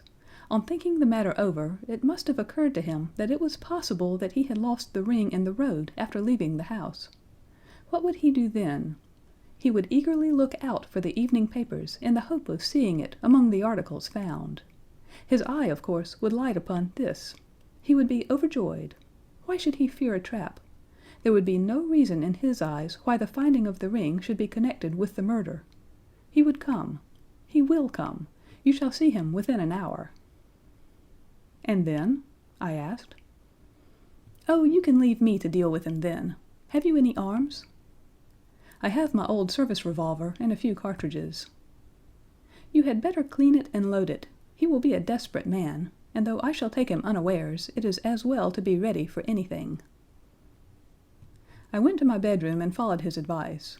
When I returned with the pistol, the table had been cleared, and Holmes was engaged in his favorite occupation of scraping upon his violin. "The plot thickens," he said as I entered. "I have just had an answer to my American telegram. My view of the case is the correct one." "And that is?" I asked eagerly. "My fiddle would be the better for new strings," he remarked. "Put your pistol in your pocket. When the fellow comes, speak to him in an ordinary way. Leave the rest to me. Don't frighten him by looking at him too hard." "It is 8 o'clock now," I said, glancing at my watch. "Yes, he will probably be here in a few minutes. Open the door slightly. That will do. Now put the key on the inside. Thank you. This is a queer old book I picked up at a stall yesterday, De Jure Inter Gentes, published in Latin at Liège in the Lowlands in 1642. Charles's head was still firm on his shoulders when this little brown-backed volume was struck off." "Who is the printer?" "Philippe de Croy, whoever he may have been. On the flyleaf in very faded ink is written Ex Libris Uliomi White. I wonder who William White was. Some pragmatical 17th-century lawyer, I suppose. His writing has a legal twist about it. Here comes our man, I think." As he spoke, there was a sharp ring at the bell. Sherlock Holmes rose softly and moved his chair in the direction of the door. We heard the servant pass along the hall, and the sharp click of the latch as she opened it. "Does Dr. Watson live here?" asked a clear but rather harsh voice. We could not hear the servant's reply, but the door closed, and someone began to ascend the stairs. The footfall was an uncertain and shuffling one. A look of surprise passed over the face of my companion as he listened to it. It came slowly along the passage, and there was a feeble tap at the door. "Come in," I cried. At my summons, instead of the man of violence whom we expected, a very old and wrinkled woman hobbled into the apartment. She appeared to be dazzled by the sudden blaze of light, and after dropping a curtsy, she stood blinking at us with her bleared eyes and fumbling in her pocket with nervous, shaky fingers. I glanced at my companion, and his face had assumed such a disconsolate expression that it was all I could do to keep my countenance. The old crone drew out an evening paper and pointed at our advertisement. "It's this as has brought me, good gentleman," she said, dropping another curtsy. "A gold wedding ring in the Brixton Road. It belongs to my girl Sally, as was married only this time 12 month, which her husband is steward aboard a Union boat, and what he'd say if he comes 'ome and found her without her ring is more than I can think, he being short enough at the best of times, but more especially when he has the drink. If it please you, she went to the circus last night along with—" "Is that her ring?" I asked. "The Lord be thanked!" cried the old woman. "Sally will be a glad woman this night. That's the ring." "And what may your address be?" I inquired, taking up a pencil. "13 Duncan Street, Houndsditch, a weary way from here." "The Brixton Road does not lie between any circus and Houndsditch," said Sherlock Holmes sharply. The old woman faced round and looked keenly at him from her little red-rimmed eyes. "The gentleman asked me for my address," she said. "Sally lives in lodgings at 3 Mayfield Place, Peckham." "And your name is?" "My name is Sawyer, hers is Dennis, which Tom Dennis married her, and a smart, clean lad, too, as long as he's at sea, and no steward in the company more thought of. But when on shore, what with the women, and what with the liquor shops—" "Here is your ring, Mrs. Sawyer," I interrupted, in obedience to a sign from my companion. "It clearly belongs to your daughter, and I am glad to be able to restore it to the rightful owner." With many mumbled blessings and protestations of gratitude, the old crone packed it away in her pocket and shuffled off down the stairs. Sherlock Holmes sprang to his feet the moment that she was gone, and rushed into his room. He returned in a few seconds enveloped in an ulster and a cravat. "I'll follow her," he said hurriedly. "She must be an accomplice, and will lead me to him. Wait up for me." The hall door had hardly slammed behind our visitor before Holmes had descended the stair. Looking through the window, I could see her walking feebly along the other side, while her pursuer dogged her some little distance behind. Either his whole theory is incorrect, I thought to myself, or else he will be led now to the heart of the mystery. There was no need for him to ask me to wait up for him, for I felt that sleep was impossible until I heard the result of his adventure. It was close upon 9 when he set out. I had no idea how long he might be, but I sat stolidly puffing at my pipe and skipping over the pages of Henri Murger's Vie de Bohème. 10 o'clock passed, and I heard the footsteps of the maid as she pattered off to bed. 11, and the more stately tread of the landlady passed my door, bound for the same destination. It was close upon 12 before I heard the sharp sound of his latchkey.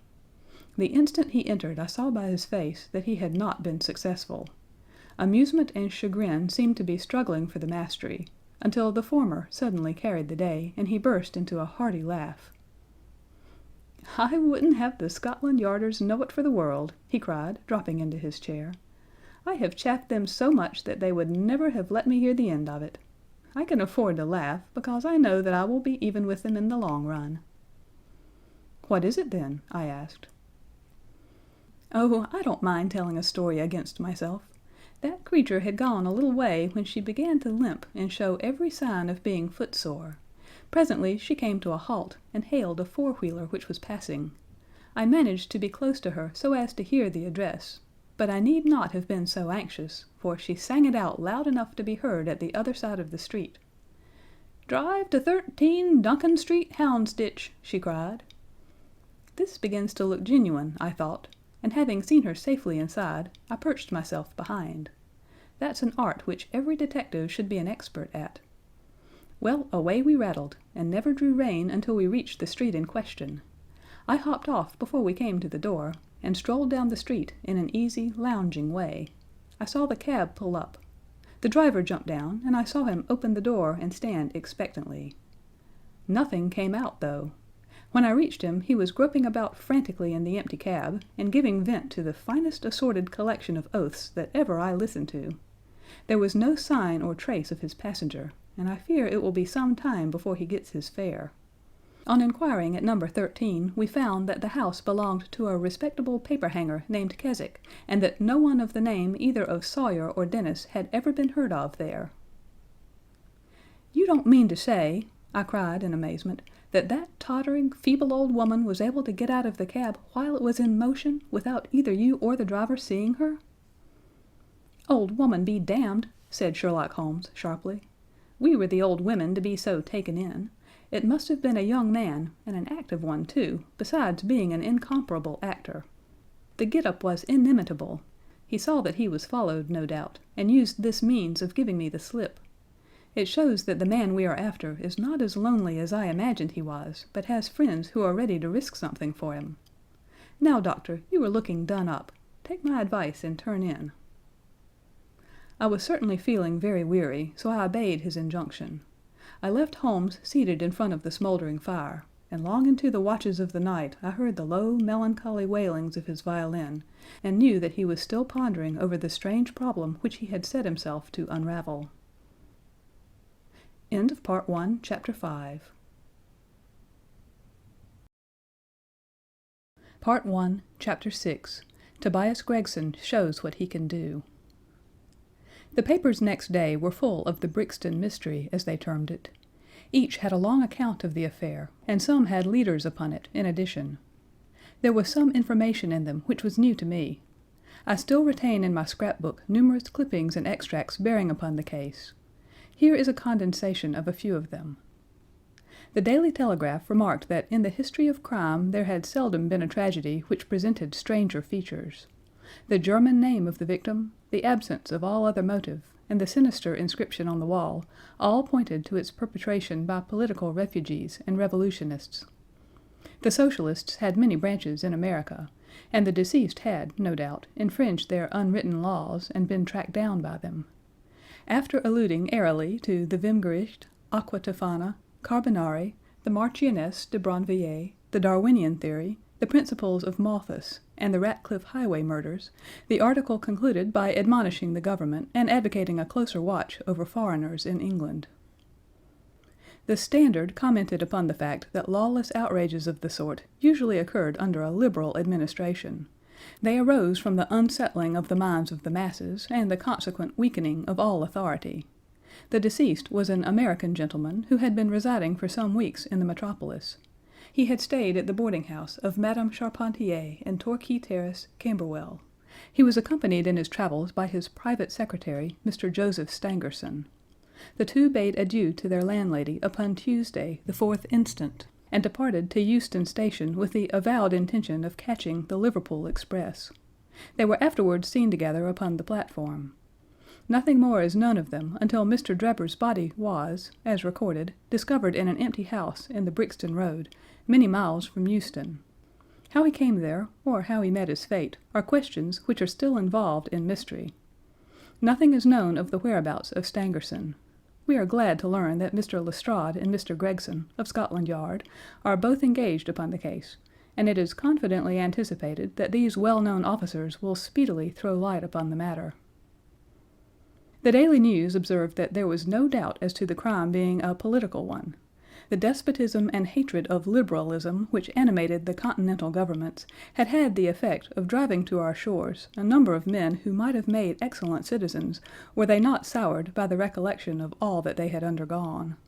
Among these men there was a stringent code of honor, any infringement of which was punished by death. Every effort should be made to find the secretary, Stangerson, and to ascertain some particulars of the habits of the deceased. A great step had been gained by the discovery of the address of the house at which he had boarded, a result which was entirely due to the acuteness and energy of Mr. Gregson of Scotland Yard. Sherlock Holmes and I read these notices over together at breakfast, and they appeared to afford him considerable amusement. I told you that whatever happened, Lestrade and Gregson would be sure to score. That depends on how it turns out. Oh, bless you, it doesn't matter in the least. If the man is caught, it will be on account of their exertions. If he escapes, it will be in spite of their exertions. It's heads I win, and tails you lose. Whatever they do, they will have followers.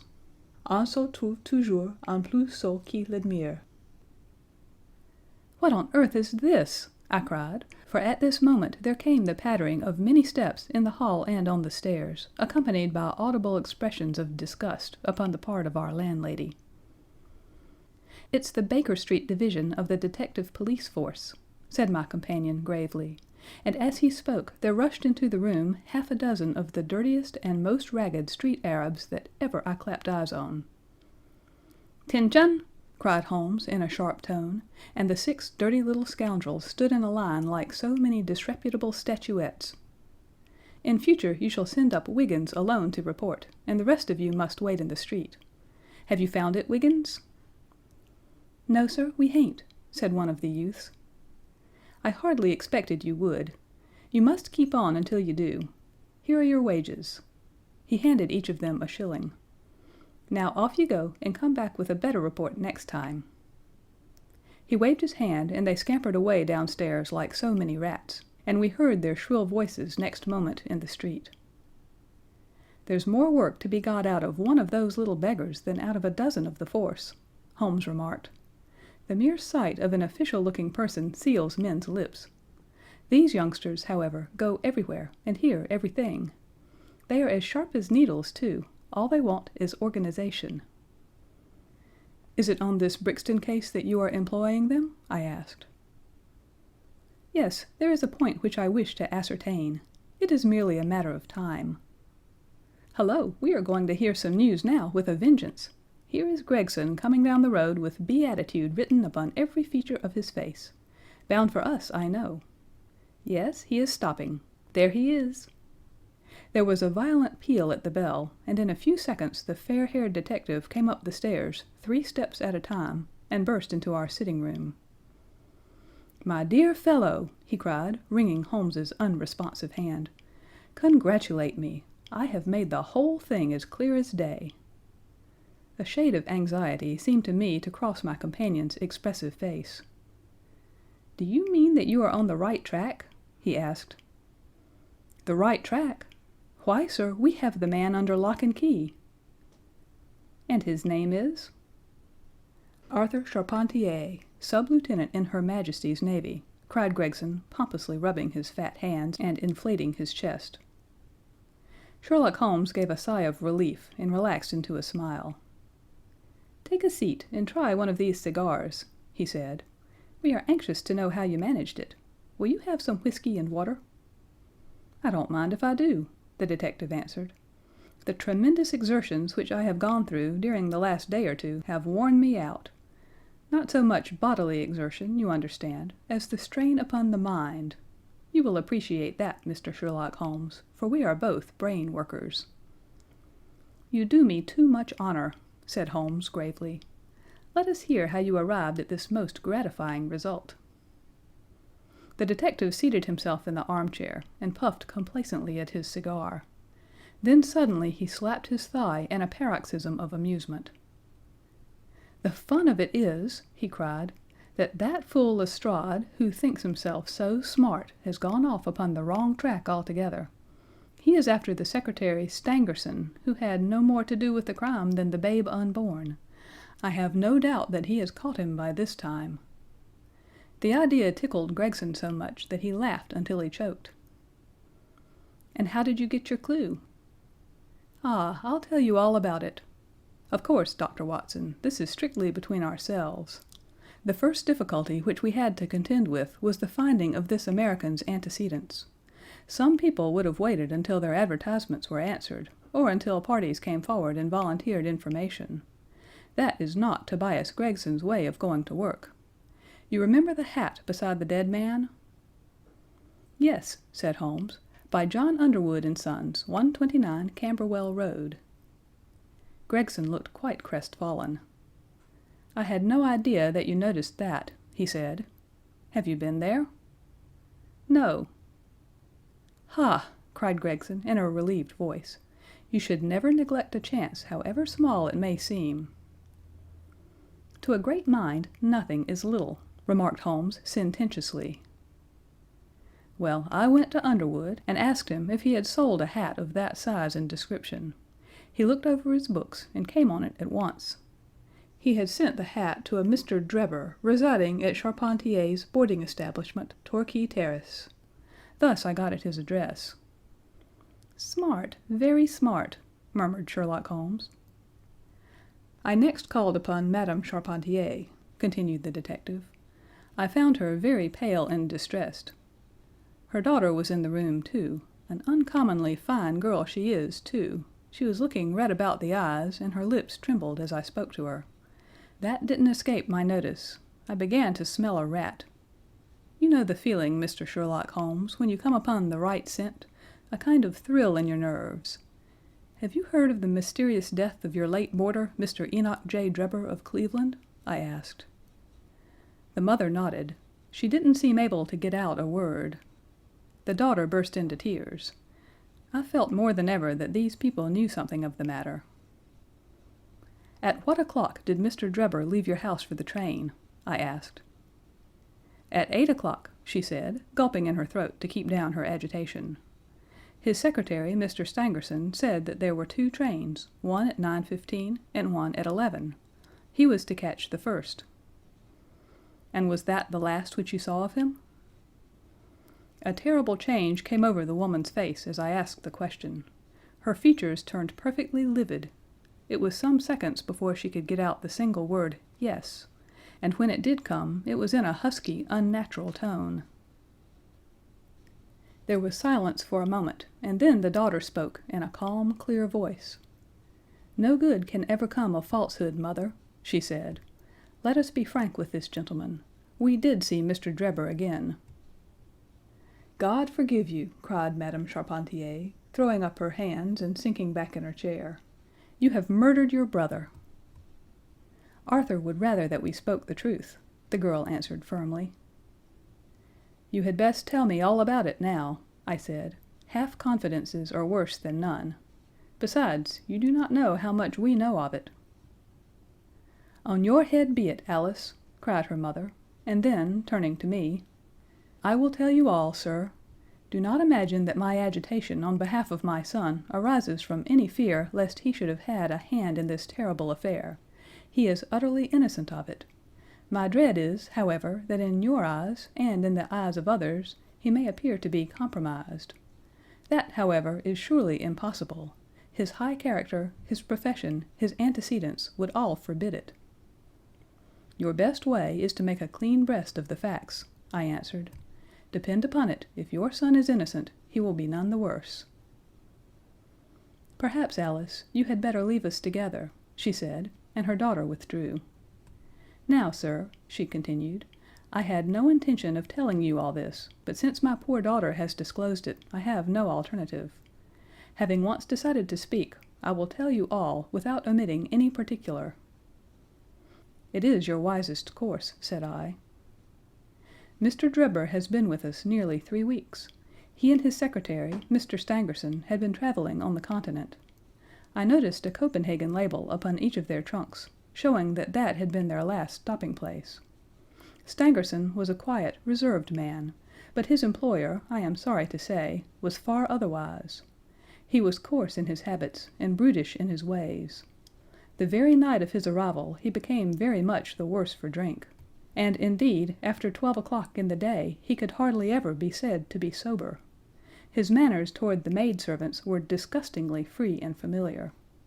Worst of all, he speedily assumed the same attitude towards my daughter, Alice, and spoke to her more than once in a way which, fortunately, she is too innocent to understand. On one occasion he actually seized her in his arms and embraced her, an outrage which caused his own secretary to reproach him for his unmanly conduct. "But why did you stand all this?" I asked. "I suppose that you can get rid of your boarders when you wish." Mrs. Charpentier blushed at my pertinent question. "Would to God that I had given him notice on the very day that he came," she said, "but it was a sore temptation. They were paying £1 a day each, £14 a week, and this is the slack season. I am a widow, and my boy in the Navy has cost me much.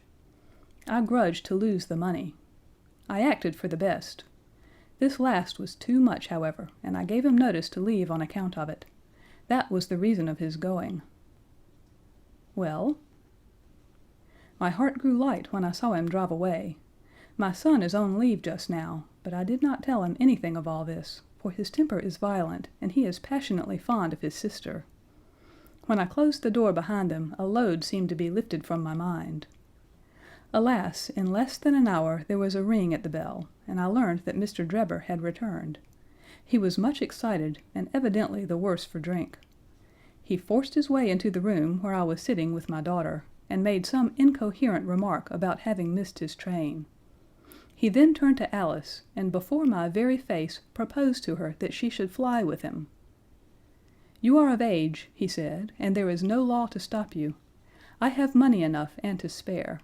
Never mind the old girl here, but come along with me now straight away. You shall live like a princess."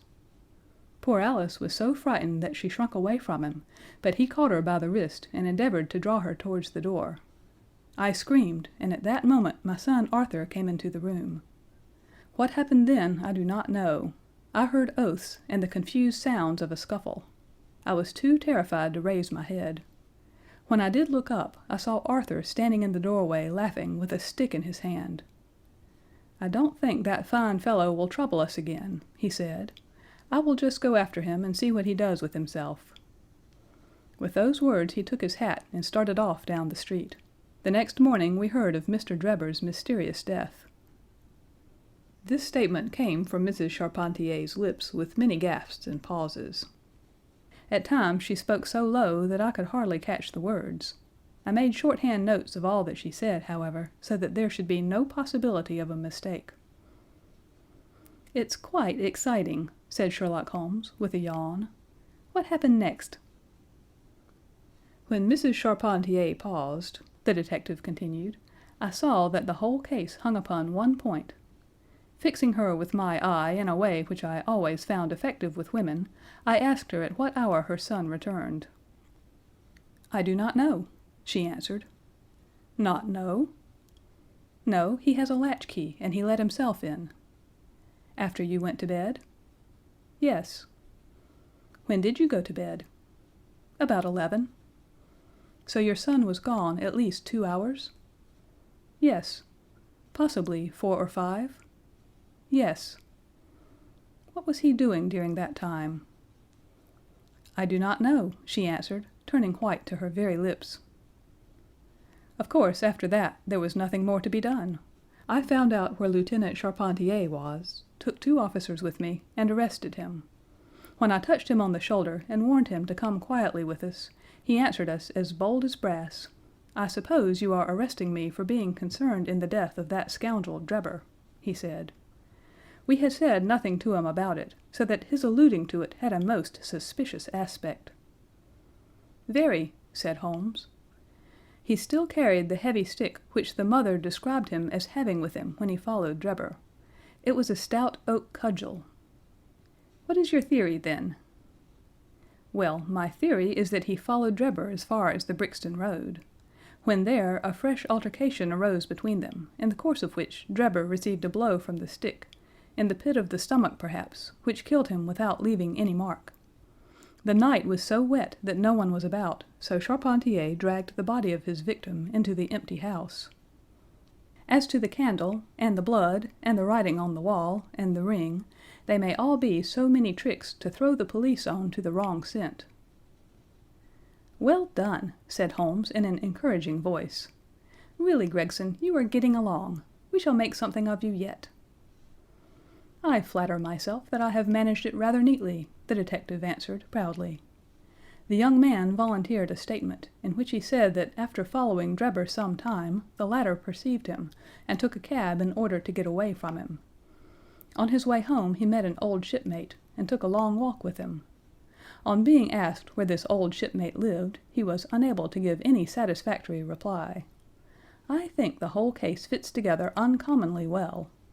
What amuses me is to think of Lestrade, who had started off upon the wrong scent. I am afraid he won't make much of it. Why, by Jove, here's the very man himself. It was indeed Lestrade, who had ascended the stairs while we were talking, and who now entered the room. The assurance and jauntiness which generally marked his demeanor and dress were, however, wanting. His face was disturbed and troubled, while his clothes were disarranged and untidy.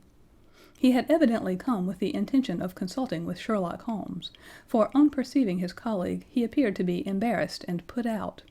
He stood in the center of the room, fumbling nervously with his hat and uncertain what to do.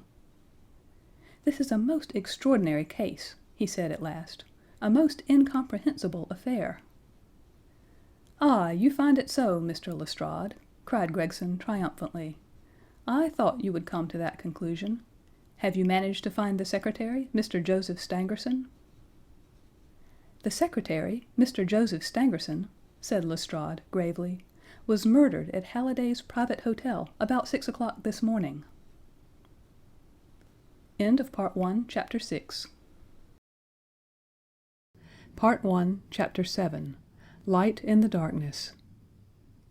The intelligence with which Lestrade greeted us was so momentous and so unexpected that we were all three fairly dumbfounded.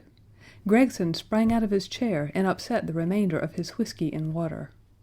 I stared in silence at Sherlock Holmes, whose lips were compressed and his brows drawn down over his eyes.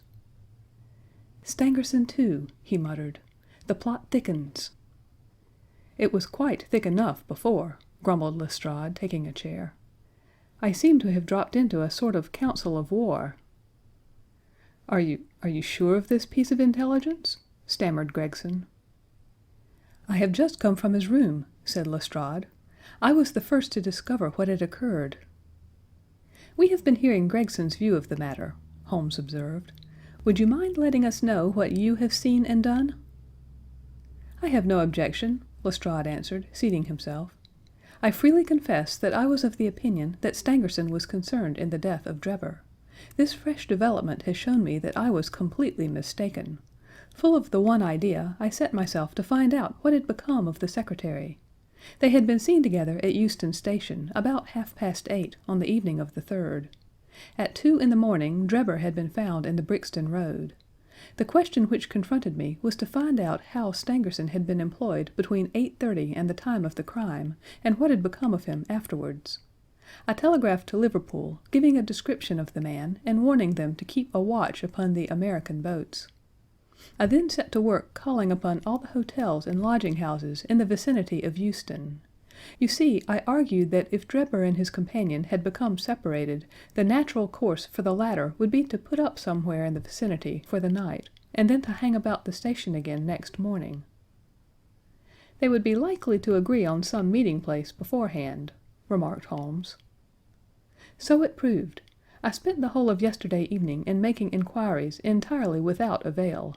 This morning I began very early, and at 8 o'clock I reached Halliday's private hotel in Little George Street. On my inquiry as to whether a Mr. Stangerson was living there, they at once answered me in the affirmative. "No doubt you are the gentleman whom he was expecting," they said. "He has been waiting for a gentleman for 2 days." "Where is he now?" I asked. "He is upstairs in bed. He wished to be called at 9. "I will go up and see him at once," I said. It seemed to me that my sudden appearance might shake his nerves and lead him to say something unguarded. The Boots volunteered to show me the room. It was on the 2nd floor, and there was a small corridor leading up to it. The Boots pointed out the door to me, and was about to go downstairs again when I saw something that made me feel sickish, in spite of my 20 years' experience. From under the door there curled a little red ribbon of blood, which had meandered across the passage and formed a little pool along the skirting at the other side. I gave a cry which brought the boots back. He nearly fainted when he saw it. The door was locked on the inside, but we put our shoulders to it and knocked it in. The window of the room was open, and beside the window, all huddled up, lay the body of a man in his nightdress. He was quite dead, and had been for some time, for his limbs were rigid and cold. When we turned him over, the boots recognized him at once as being the same gentleman who had engaged the room under the name of Joseph Stangerson. The cause of death was a deep stab in the left side, which must have penetrated the heart. And now comes the strangest part of the affair. What do you suppose was above the murdered man? I felt a creeping of the flesh, and a presentiment of coming horror, even before Sherlock Holmes answered. "The word Rache, written in letters of blood," he said. "That was it," said Lestrade, in an awestruck voice, and we were all silent for a while. There was something so methodical and so incomprehensible about the deeds of this unknown assassin that it imparted a fresh ghastliness to his crimes. My nerves, which were steady enough on the field of battle, tingled as I thought of it. "The man was seen," continued Lestrade. "A milk boy, passing on his way to the dairy, happened to walk down the lane which leads from the mews at the back of the hotel. He noticed that a ladder, which usually lay there, was raised against one of the windows of the second floor, which was wide open. After passing, he looked back and saw a man descend the ladder. He came down so quietly and openly that the boy imagined him to be some carpenter or joiner at work in the hotel. He took no particular notice of him, beyond thinking in his own mind that it was early for him to be at work. He has an impression that the man was tall, had a reddish face, and was dressed in a long, brownish coat. He must have stayed in the room some little time after the murder, for we found blood-stained water in the basin where he had washed his hands, and marks on the sheets where he had deliberately wiped his knife." I glanced at Holmes on hearing the description of the murderer which tallied so exactly with his own. There was, however, no trace of exultation or satisfaction upon his face. "Did you find nothing in the room which could furnish a clue to the murderer?" he asked. "Nothing. Stangerson had Drebber's purse in his pocket, but it seems that this was usual, as he did all the paying. There was 80 odd pounds in it, but nothing had been taken. Whatever the motives of these extraordinary crimes, robbery is certainly not one of them. There were no papers or memoranda in the murdered man's pocket, except a single telegram, dated from Cleveland about a month ago, and containing the words, 'J.H. is in Europe.' There was no name appended to this message." "And was there nothing else?" Holmes asked. "Nothing of any importance. The man's novel, with which he had read himself to sleep, was lying upon the bed, and his pipe was on a chair beside him. There was a glass of water on the table, and on the windowsill a small chip ointment box containing a couple of pills." Sherlock Holmes sprang from his chair with an exclamation of delight. "The last link!" he cried exultantly. "My case is complete." The two detectives stared at him in amazement. "I have now in my hands," my companion said, confidently, "all the threads which have formed such a tangle.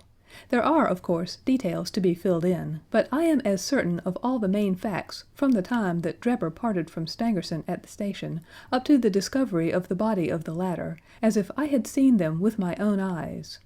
I will give you a proof of my knowledge. Could you lay your hand upon those pills?" "I have them," said Lestrade, producing a small white box. "I took them and the purse and the telegram, intending to have them put in a place of safety at the police station. It was the merest chance my taking these pills, for I am bound to say that I do not attach any importance to them." "Give them here," said Holmes. "Now, doctor," turning to me, "are those ordinary pills?" They certainly were not. They were of a pearly gray color, small, round, and almost transparent against the light.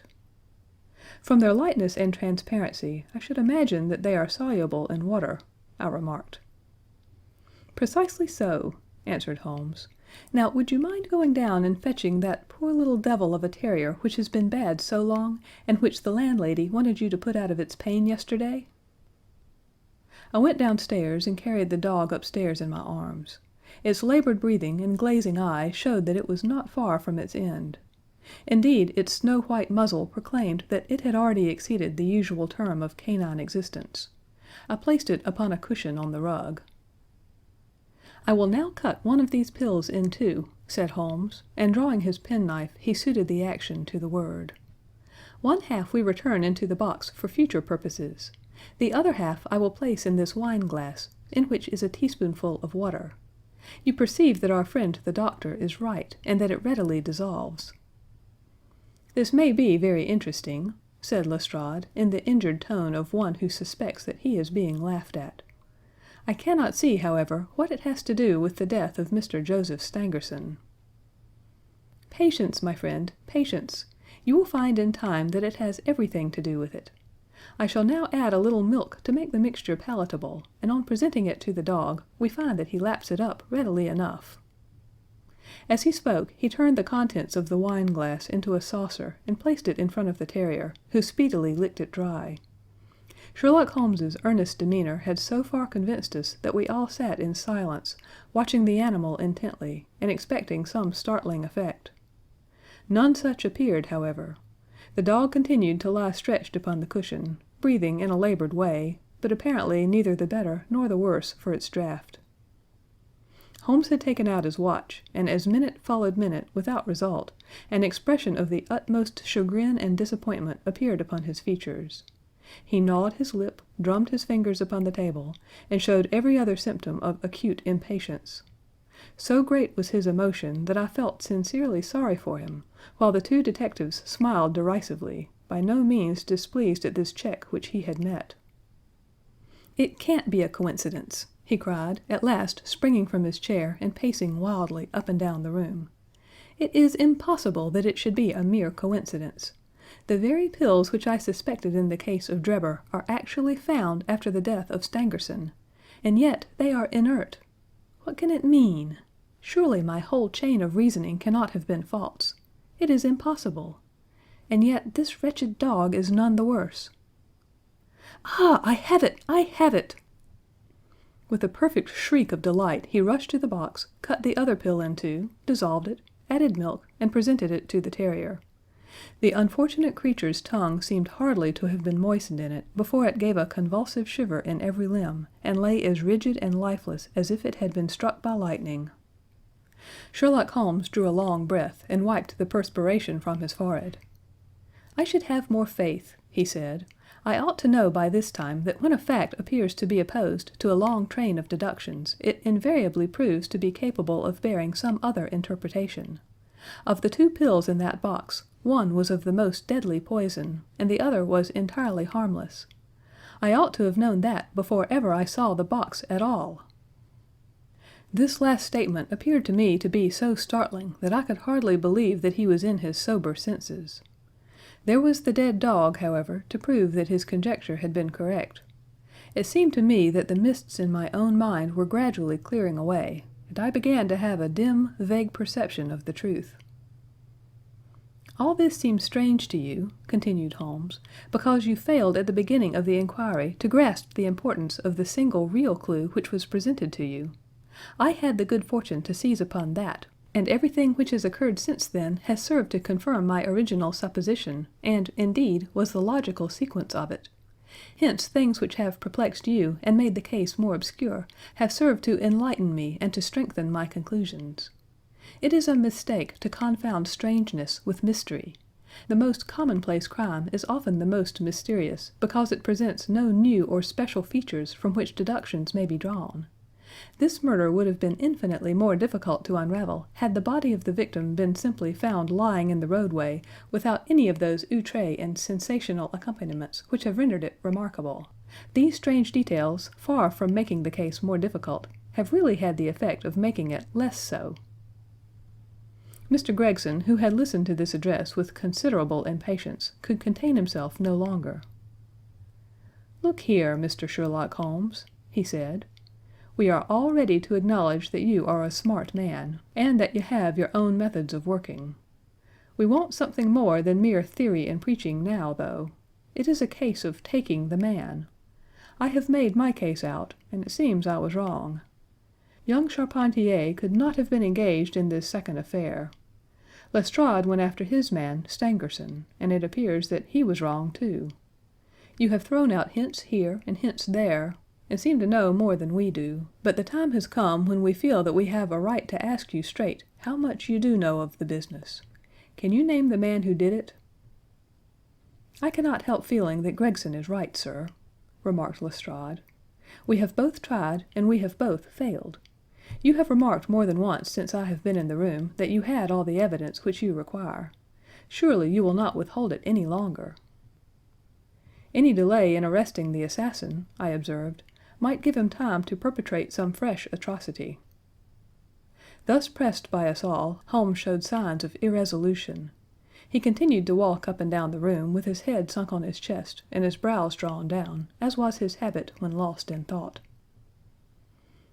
"There will be no more murders," he said at last, stopping abruptly and facing us. "You can put that consideration out of the question. You have asked me if I know the name of the assassin. I do. The mere knowing of his name is a small thing, however, compared with the power of laying our hands upon him. This I expect very shortly to do. I have good hopes of managing it through my own arrangements, but it is a thing which needs delicate handling, for we have a shrewd and desperate man to deal with, who is supported, as I have had occasion to prove, by another who is as clever as himself. As long as this man has no idea that anyone can have a clue, there is some chance of securing him, but if he had the slightest suspicion, he would change his name and vanish in an instant among the 4,000,000 inhabitants of this great city. Without meaning to hurt either of your feelings, I am bound to say that I consider these men to be more than a match for the official force, and that is why I have not asked your assistance. If I fail, I shall, of course, incur all the blame due to this omission, but that I am prepared for. At present I am ready to promise that the instant that I can communicate with you without endangering my own combinations, I shall do so." Gregson and Lestrade seemed to be far from satisfied by this assurance, or by the depreciating allusion to the police force. The former had flushed up to the roots of his flaxen hair, while the other's beady eyes glistened with curiosity and resentment. Neither of them had time to speak, however, before there was a tap at the door, and the spokesman of the street Arabs, young Wiggins, introduced his insignificant and unsavory person. "Please, sir," he said, touching his forelock, "I have the cab downstairs." "Good boy," said Holmes blandly. "Why don't you introduce this pattern at Scotland Yard?" he continued, taking a pair of steel handcuffs from a drawer. "See how beautifully the spring works. They fasten in an instant." "The old pattern is good enough," remarked Lestrade, "if we can only find the man to put them on." Very good," said Holmes, smiling. "The cabman may as well help me with my boxes. Just ask him to step up, Wiggins." I was surprised to find my companion speaking as though he were about to set out on a journey, since he had not said anything to me about it. There was a small portmanteau in the room, and this he pulled out and began to strap. He was busily engaged at it when the cabman entered the room. "Just give me a help with this buckle, cabman," he said, kneeling over his task, and never turning his head. The fellow came forward with a somewhat sullen, defiant air, and put down his hands to assist. At that instant there was a sharp click, the jangling of metal, and Sherlock Holmes sprang to his feet again. "Gentlemen," he cried, with flashing eyes, "let me introduce you to Mr. Jefferson Hope, the murderer of Enoch Drebber and of Joseph Stangerson." The whole thing occurred in a moment, so quickly that I had no time to realize it. I have a vivid recollection of that instant, of Holmes's triumphant expression and the ring of his voice, of the cabman's dazed, savage face as he glared at the glittering handcuffs, which had appeared as if by magic upon his wrists. For a second or two we might have been a group of statues. Then, with an inarticulate roar of fury, the prisoner wrenched himself free from Holmes's grasp, and hurled himself through the window. Woodwork and glass gave way before him, but before he got quite through, Gregson, Lestrade, and Holmes sprang upon him like so many staghounds. He was dragged back into the room, and then commenced a terrific conflict. So powerful and so fierce was he that the four of us were shaken off again and again. He appeared to have the convulsive strength of a man in an epileptic fit. His face and hands were terribly mangled by his passage through the glass, but loss of blood had no effect in diminishing his resistance. It was not until Lestrade succeeded in getting his hand inside his neckcloth and half strangling him that we made him realize that his struggles were of no avail, and even then we felt no security until we had pinioned his feet as well as his hands. That done, we rose to our feet, breathless and panting. "We have his cab," said Sherlock Holmes. "It will serve to take him to Scotland Yard. And now, gentlemen," he continued, with a pleasant smile, "we have reached the end of our little mystery. You are very welcome to put any questions that you like to me now, and there is no danger that I will refuse to answer them." End of Part 1, Chapter 7.